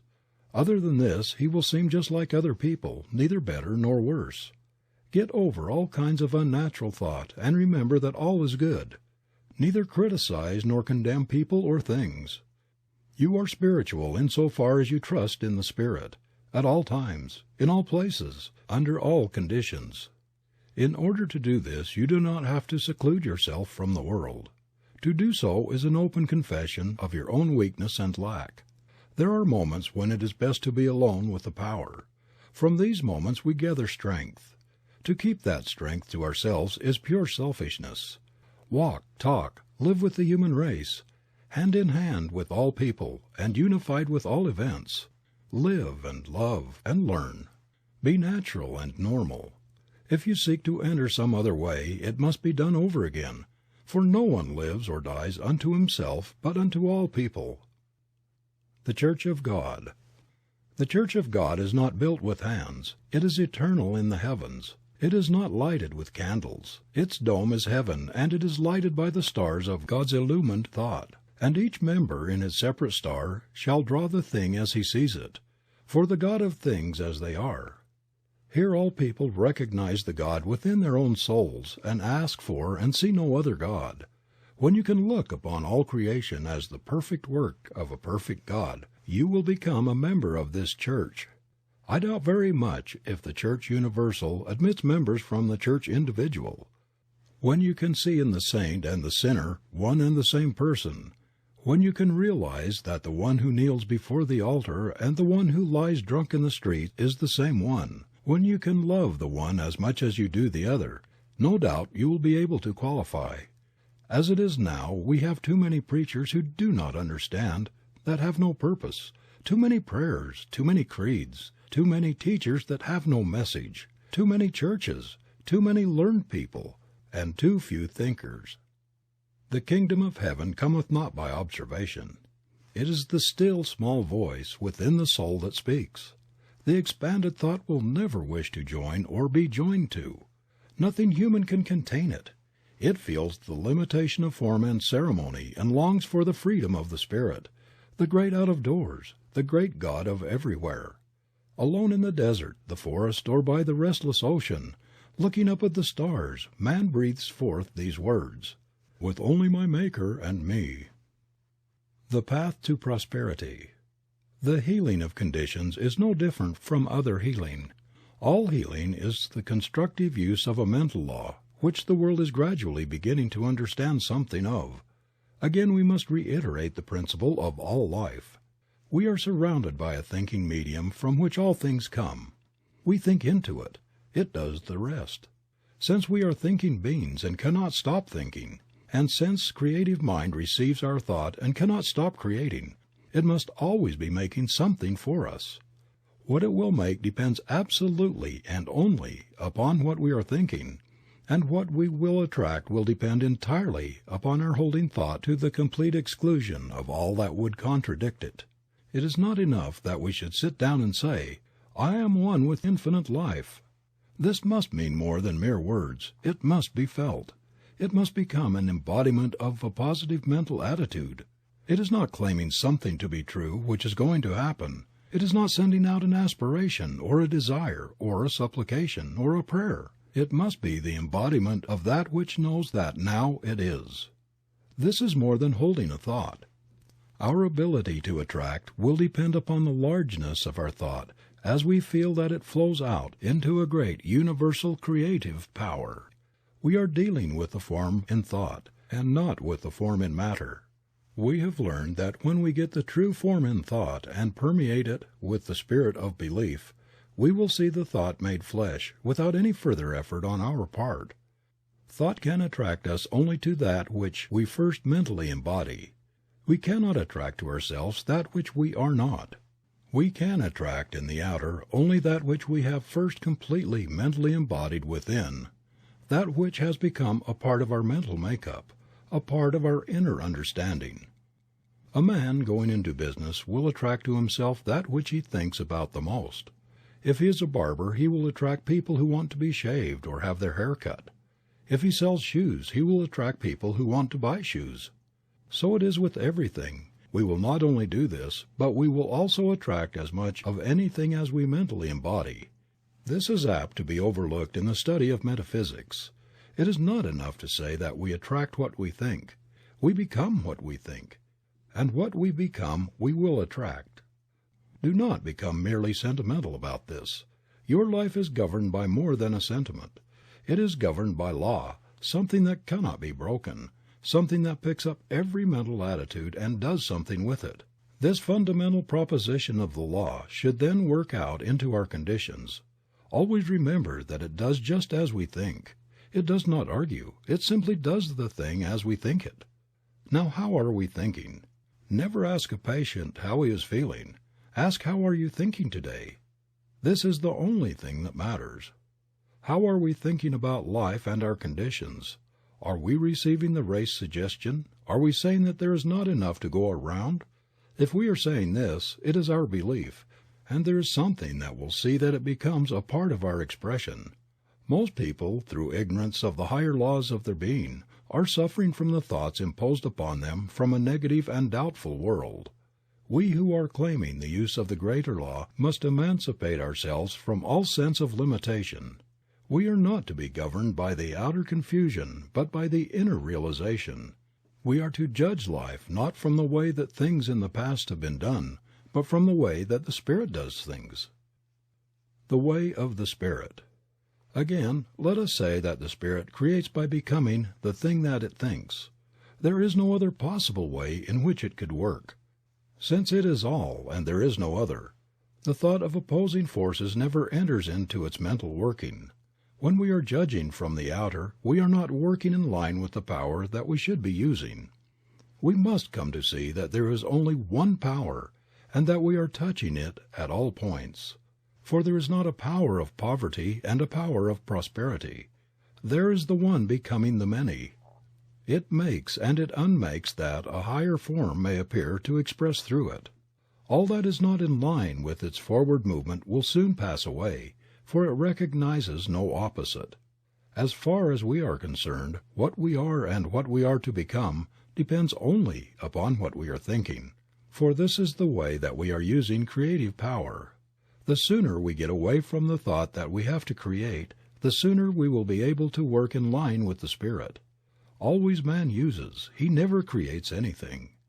The united intelligence of the human race could not make a single rosebud. It does not know enough. But our slightest thought adrift in mind causes the same power that makes all things to create for us. The great error of the race is, and always has been, that men have thought to give a physical reason for things. When that reason has not answered the problem of life, they have sought out some other reason just as physical. The fact that they are all wrong is shown that in every generation has found a different reason. When truth is found, it will also be found that it never changes to suit the whim of the human fancy. This is proven by the fact that whatever of the real truth the race has discovered has never been changed. The truth that was revealed to the prophets of old has never changed. It is the same today as it was thousands of years ago. Whoever touches truth, no matter in what generation, will always get the same answer. The great truth that was revealed from Moses to the time of Jesus is the same truth that is still revealed to all who will accept it. It is simply this: we are now living in a spiritual universe, governed by mental laws of cause and effect. Moses saw it mostly from the standpoint of the law of cause and effect, an eye for an eye. What does this mean? It means, as Jesus said, "As a man sows, so shall he reap." Moses saw the law. Jesus saw not only the law, "I am not come to destroy, but to fulfill," but he saw behind the law the reason for it, and revealed behind all law the great lawgiver, a God of love working out the great inner concepts of his own being in harmony and in beauty, filled with peace, causing the sun to shine alike upon the just and the unjust. Jesus did not try to overcome the use of law. He understood all law, and he well knew that all law was at his command. He did not break the law, he fulfilled it. So we must find that all is at our command through these same laws. The man who understands law and complies with it will have no difficulty in demonstrating that it is as true for him as it ever was for anyone else. What, then, are the laws underlying prosperity? The first is this, and we must not try to escape it: "Thou shalt have no other gods before me." This me is spirit. We are, then, to trust only in the activity of spirit for what we need. But the world will say, human things come through human agencies. This may be true, but we must realize that the power we are dealing with also has within its own mind all people and all things. We do not have to treat people. What we have to do is to embody principle. Principle may use people, but that is no part of our responsibility. Ultimately, all is spirit, and spirit, which is the beginning, is also the end of all manifestation. I am the Alpha and the Omega. Our life, then, is to be governed by spirit. We need look no further. It will do for us all that we will ever ask, provided we believe. Why, then, has it not done so? The answer is that it has already been done so, but we have not received it. The Spirit may offer, but we must accept the gift before it can be made. "Behold, I stand at the door and knock." We must understand that this receiving is a mental process. It is one of mentally taking. The way, then, that we are using our mind through our thought is the way that we are treating ourselves for prosperity. So simple, and yet we have not understood it. If a man says, "I have not," he will not receive. If he says, "I have," he will receive. "To those who have shall be given, and to those who have not shall be taken away even that which they have." This is a veiled statement of the law of cause and effect. When you send out into mind the thought that you have not, it accepts the idea and takes away from you that which you have. Reverse the process and say, "I have," and it will at once set to work to create for you even more than you now possess. You will readily see then that you are not dealing with two powers, but with one, and that it operates through your own thought, doing unto all even as they believe. The level of consciousness. Since all is mind, and it is done unto us as we mentally think, all life is simply a law of thought, activity of consciousness. In our life the power flows through us. If we provide a big receptivity, it will do a big thing. If, on the other hand, we only believe in a small way, the activity must be a small one. The Spirit can do for us only what it can do through us. Unless we are able to provide the consciousness, it cannot make the gift. Few people have a great consciousness, and this explains why so few excel. The power behind all things of itself is without limit. It is all power. In us it has to become what we make it. We carry within our own soul the key to all expression, but few enter in. The door is not seen with the physical eye, and as yet but few have gained the ability to see. The majority merely look. Realizing then that while the power is limitless, it must become operative through our own thought, we shall see that what we need is not some greater power, but that what we really need is a greater consciousness, a deeper realization of life, a grander concept of being. We must unify ourselves with the great whole. The man who dares to fling his thought out into universal intelligence with the positive assurance of one who knows and dares to claim all there is, will find that it will be done. God will honor his request. On the other hand, the one who fears to speak lest God will smite will find himself smitten of the law, not because God is angry, but because it is done as he believes. We have a right to have, and should expect to have in this world, all that will make for the comfort and for the luxuries of life. What matter how much we have, if we rob no other soul to get it? Shall not the power that so lavishly spreads itself out into nature give to us its highest expression, all that we can ask? We dishonor God when we claim less than all.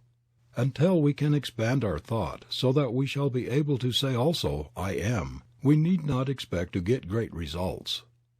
The soul knows that its own divinity is the great soul. Before it all else must bend, to it all else must gravitate. Enlarge your thought process. Away with the little personal thoughts of things, and dare to think in universal terms about all things. The universe is running over with good. It is for you, but you must believe and then take it. Do you dare to believe that your own word is invincible? When you speak it, how do you feel? Is it limitless? Is it all power? Is all power given to you in heaven and on earth? Are you the one with the only power that there is? Until you can say yes to all these questions and not simply believe them, but know them, you cannot hope to attain. It is useless in making demonstrations to beg for things. As well beg that water should be wet or that fire should be hot. Things are, we must take them. Your word has only the power that you put into it, no more and no less. We are all held accountable for every word that we speak, because all is the action and the reaction of mind. Man is his own heaven and his own hell. We start a new enterprise and wonder what the chances of success are. Have we realized that the outer is simply the inner manifested? When we go to a new place we shall find there only what we have taken with us. If we have taken success, we will find success. If, on the other hand, we have taken failure, we will find failure. This is the law. None can avoid it. None need try.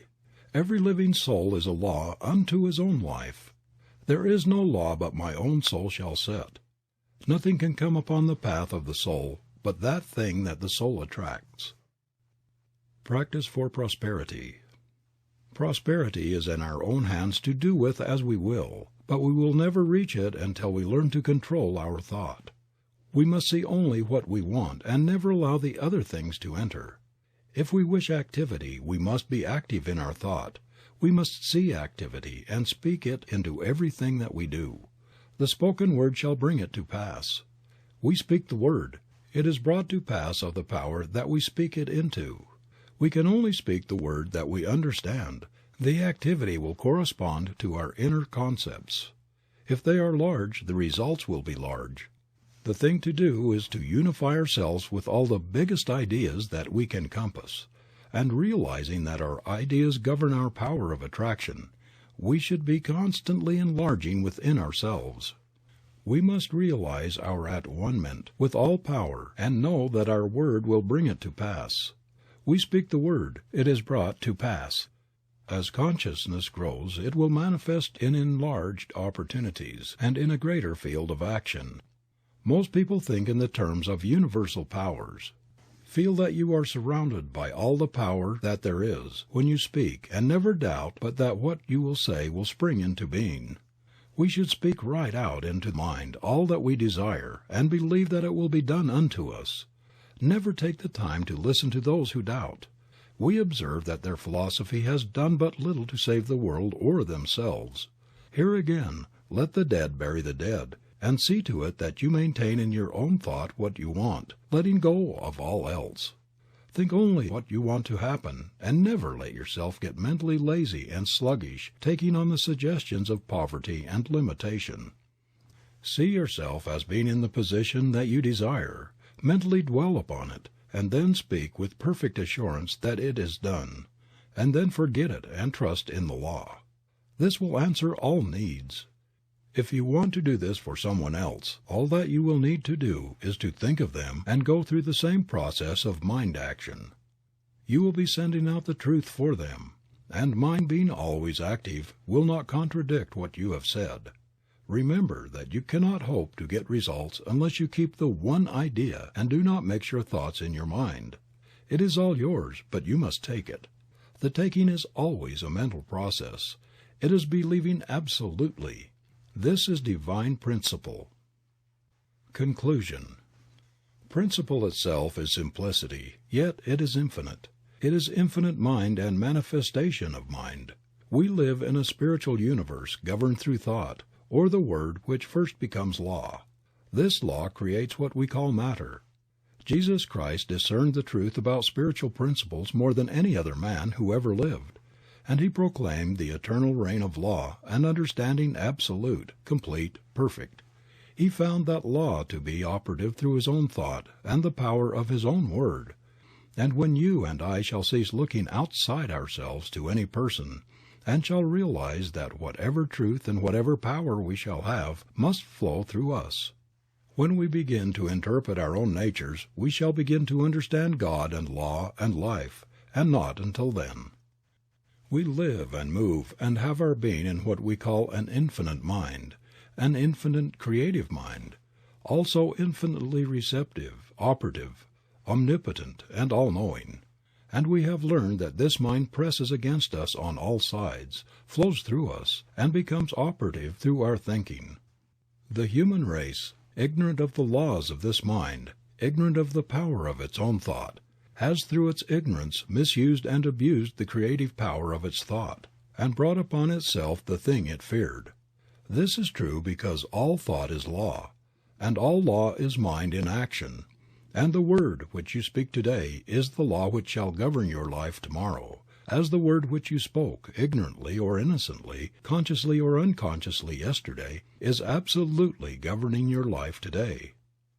As metaphysicians, then, we are not dealing with a material, nor denying a manifest universe, but we are claiming that the manifestation is the result of the inner activity of the mind.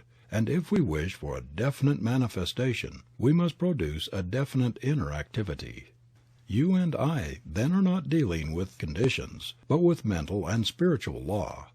We are dealing with the power of thought, the power of mind, and the more spiritual the thought, the higher the manifestation. The more our reliance on what we call God, the greater the power. It is the new education because it strips all the faults from the old belief and reveals the individual. It is the new age because as sure as God is, it will usher in and express the perfect life, the revelation of this truth, and our ability to use it. And it is your own fault when you know this and do not prove it. If knowing the infinite power flowing through you, you still remain sick and unhappy, miserable and poor, my friend, it is your own fault. Do not blame God, do not blame man, and do not say it's of the devil. It's your own fault. Every time you say, I am, you are recognizing the eternal infinite presence of omnipotent power within yourself, which is God operating through your thought. And that is why you bring upon yourself the thing you fear, and why you bring to yourself the thing you want. The day when 51% of your thinking is health, life, and power, that 51% will swallow up, erase, kill out the rest. The day you, as an individual, through 51% of your thought, pass beyond the perception of limitation, is the day that you will draw out of the universe everything you desire. Poverty will desert you, and you will be emancipated forever. The day that your thought is 51% happiness is the day that misery shall depart and never return. Is it not then worth your time and your effort? And should it not be the greatest purpose in the life of any awakened soul so to depict this principle as to emancipate himself? The way can be shown, but each individual must himself walk the way. We are so bound by suggestion and hypnotized by false belief, so entangled by the chaotic thinking of the world, thinking which is based upon the principle of a dual mind, that we become confused and are not ourselves. Wake up! Your word is all powerful. Your consciousness is one with omnipotence. Your thought is infinite. Your destiny is eternal, and your home is everlasting heaven. Realize the truth. I am living in a perfect universe. It always was perfect and always will be perfect. There never was a mistake made. There are no mistakes being made, and there never will be. I live in the great and eternal universe of perfection from cause to effect, from beginning to end, and the world is all right, and I know it. Majestic and calm, waiting with eternal and divine patience, the great principle of life is ready to give to us all that it has. And while we listen and wait, we will cast from us everything that hinders its complete expression through us. We will let go of all struggle and all strife, and be at peace with life. Perfect peace to the soul as we rest in the realization of our unity with all that there is, was, or ever will be. One with the infinite mind. All the power of the Spirit is working through our thought as we believe and receive. Now we will ask for and take that thing which we desire. It is done. It is complete, now and forever. Perfect life, perfect healing, perfect harmony, divine guidance, infinite strength and joy forever. End of Part 3. This is Books on My Mind YouTube channel. Part 4 of Creative Mind by Ernest Holmes. Questions and Answers. What is the truth? The truth is that which is. It is all that is. As there cannot be something and nothing, so the truth, being that which is, must at the same time be all that there is. Where is the truth? If the truth is all, it must be everywhere. Being all, there is no other substance to divide it with.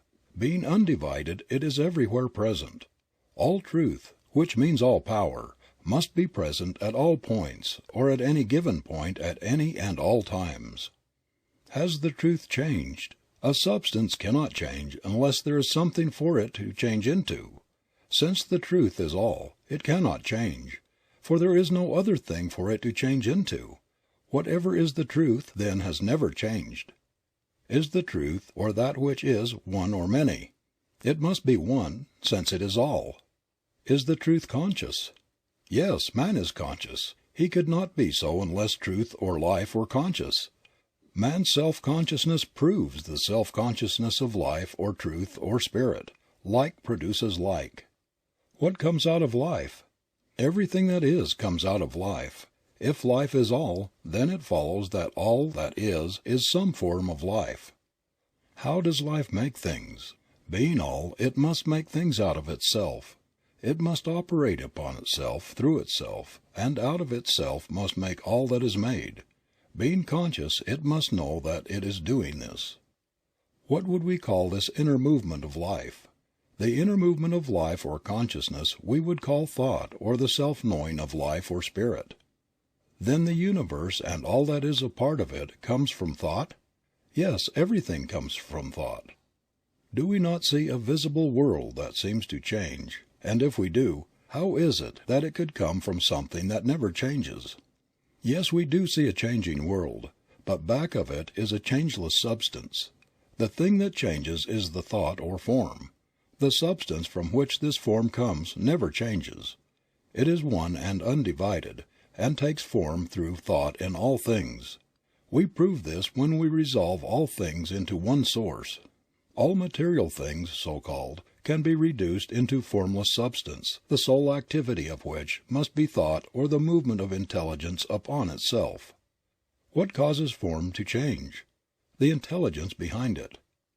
Is there nothing in the universe then but life, thought, and form? These are all. If this is true, what is physical law? Physical law is simply the result of the inner movement of life. If things and laws are the result of the inner movement of life, then does it not follow that thoughts are things? Yes, all things are simply thought forms. How long does thought last as form? As long as the thought is held in life or mind. Does the thought of life, mind, or good ever change? From all that we can know, the thought of God seems to change. That is, planets change, take form, and again become formless. When we realize that all this can take place without ever changing the substance behind it, we see no reason why God's thought could not change and ever build up a higher form. Indeed, this is one of the teachings of ancient wisdom, that while reality never changes, the form that it takes is ever changing. What is man's place in the creative order? Man is a thinking center in mind, reproducing in a smaller scale all that there is in the universe. Does this not make man's thought creative? In a certain sense it does. What we call creation is not making something out of nothing, but it is thought taking form. And as man thinks, and as thought must take form, then it must follow that man's thought must take form in mind and so become creative. What is man's thought? It is the activity of that something within that can say, I am. What is the difference between God and man? The very fact that man can say, I am, proves that he is. Since he is, he must be made out of life and must be some part of all that there is. This being so, man must be a part of God's consciousness. The difference would be in degree only. He must be as much of life as he recognizes himself to be. Is all of man's thought creative? Yes, all or none. If one thought produces, then all must. If this is true, how is it that man seems to be so limited? Because he has thought limitation, and thoughts are things that will always make the thing thought of. In reality, the very fact that man's thought can limit him also proves that it could free him from all limitation by simply changing his thought. But why is man so made that he can think two ways? This is a question that can be answered only in one way. Unless a man can think as he wants to think, he would not be a man at all, but simply a piece of mechanism. Man is an individual, and that means self-choice, backed by a power that will produce the thing chosen. In discovering himself, man chooses many things, uses them and passes to a higher choice, ever ascending in the scale of being. As fast as he chooses, he experiences that thing which he thinks about. What is evil? Evil is the result of a lack of clear seeing, based upon a belief in two powers, and limitation of what we call sin is the result of man's struggle to find himself. If this be true, why could we not at once begin to change our whole life by first changing our thought? We could. We would not be changing real substance, but we would be changing the form that it takes through our thought. All that we can change is the form of thought through which experiences come to us. What is the limit of man's creative use of mind? Man is limited by nothing but his own thinking, by his mental ability to conceive. What is meant by mental conception? All things are produced by thought. The thing produced from mind is first formed in thought. Thought molds mind into form. But do we not have to act? We cannot think without acting. An inactive body is the result of an inactive mind. In using our creative powers, how far do we have to consider the conditions under which we live? We do not have to consider them at all. Conditions are the result, the effect, and not the cause. We create them as fast as we think. How would a person start to change conditions? By first changing thought and realizing that we are not dealing with an illusion, but with the great reality. Then by acting as though we already have what we think. How long would it take to do this? As long as it would take to let go of all negative thought and embody all positive thought. This would depend entirely upon the individual and his mental ability to control thought. What would hinder us the most? Ourselves. No one gives to us but ourselves, and no one takes from us but ourselves. Can no one else help us? Only to a limited degree. While we may be helped by those who understand the law, for a time, yet sooner or later we must ourselves take the creative responsibility of our own lives. Others may think for us for a few moments a day, but we think for ourselves all the time. But does not God help us? Yes, God helps all, but must do it through law. All's love, yet all's law. How should we pray? By giving thanks that we already have that thing that we pray for, by completely believing and never doubting. When ye pray, believe that ye have received, and ye shall receive. We must be sure that in no way shall we think, act, or talk, or read about limitation. We must all be a law unto ourselves. Definitions: God, infinite spirit, self-knowing mind, life, truth, intelligence, love, all cause and all effect, that invisible power which makes all things out of itself by an inner action of its own thought upon itself. The visible universe, the ideas of God in expression, the body of God, expression of the divine mind. All visible life is an expression of an inner concept. Law, mind in action. Law is not cause, it is effect. It is intelligence operating. All law is universal. Vibration, not intelligence, but the result of intelligence. It follows cause. Thought, the activity of mind. Man, a thinking center in mind. Creation, thought becoming form, the immaculate conception. Sin, lack of understanding. Righteousness, spiritual understanding. Sickness, image of thought held in mind appearing on the body.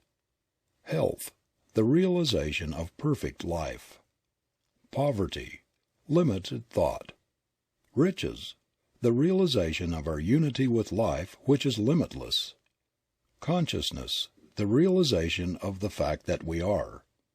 Life, consciousness of power and activity. Truth, that which is. Realization, an inner thought process whereby we become conscious of our unity with life. Absolute, complete self-knowing. Causation, God, Spirit, Life, that which is.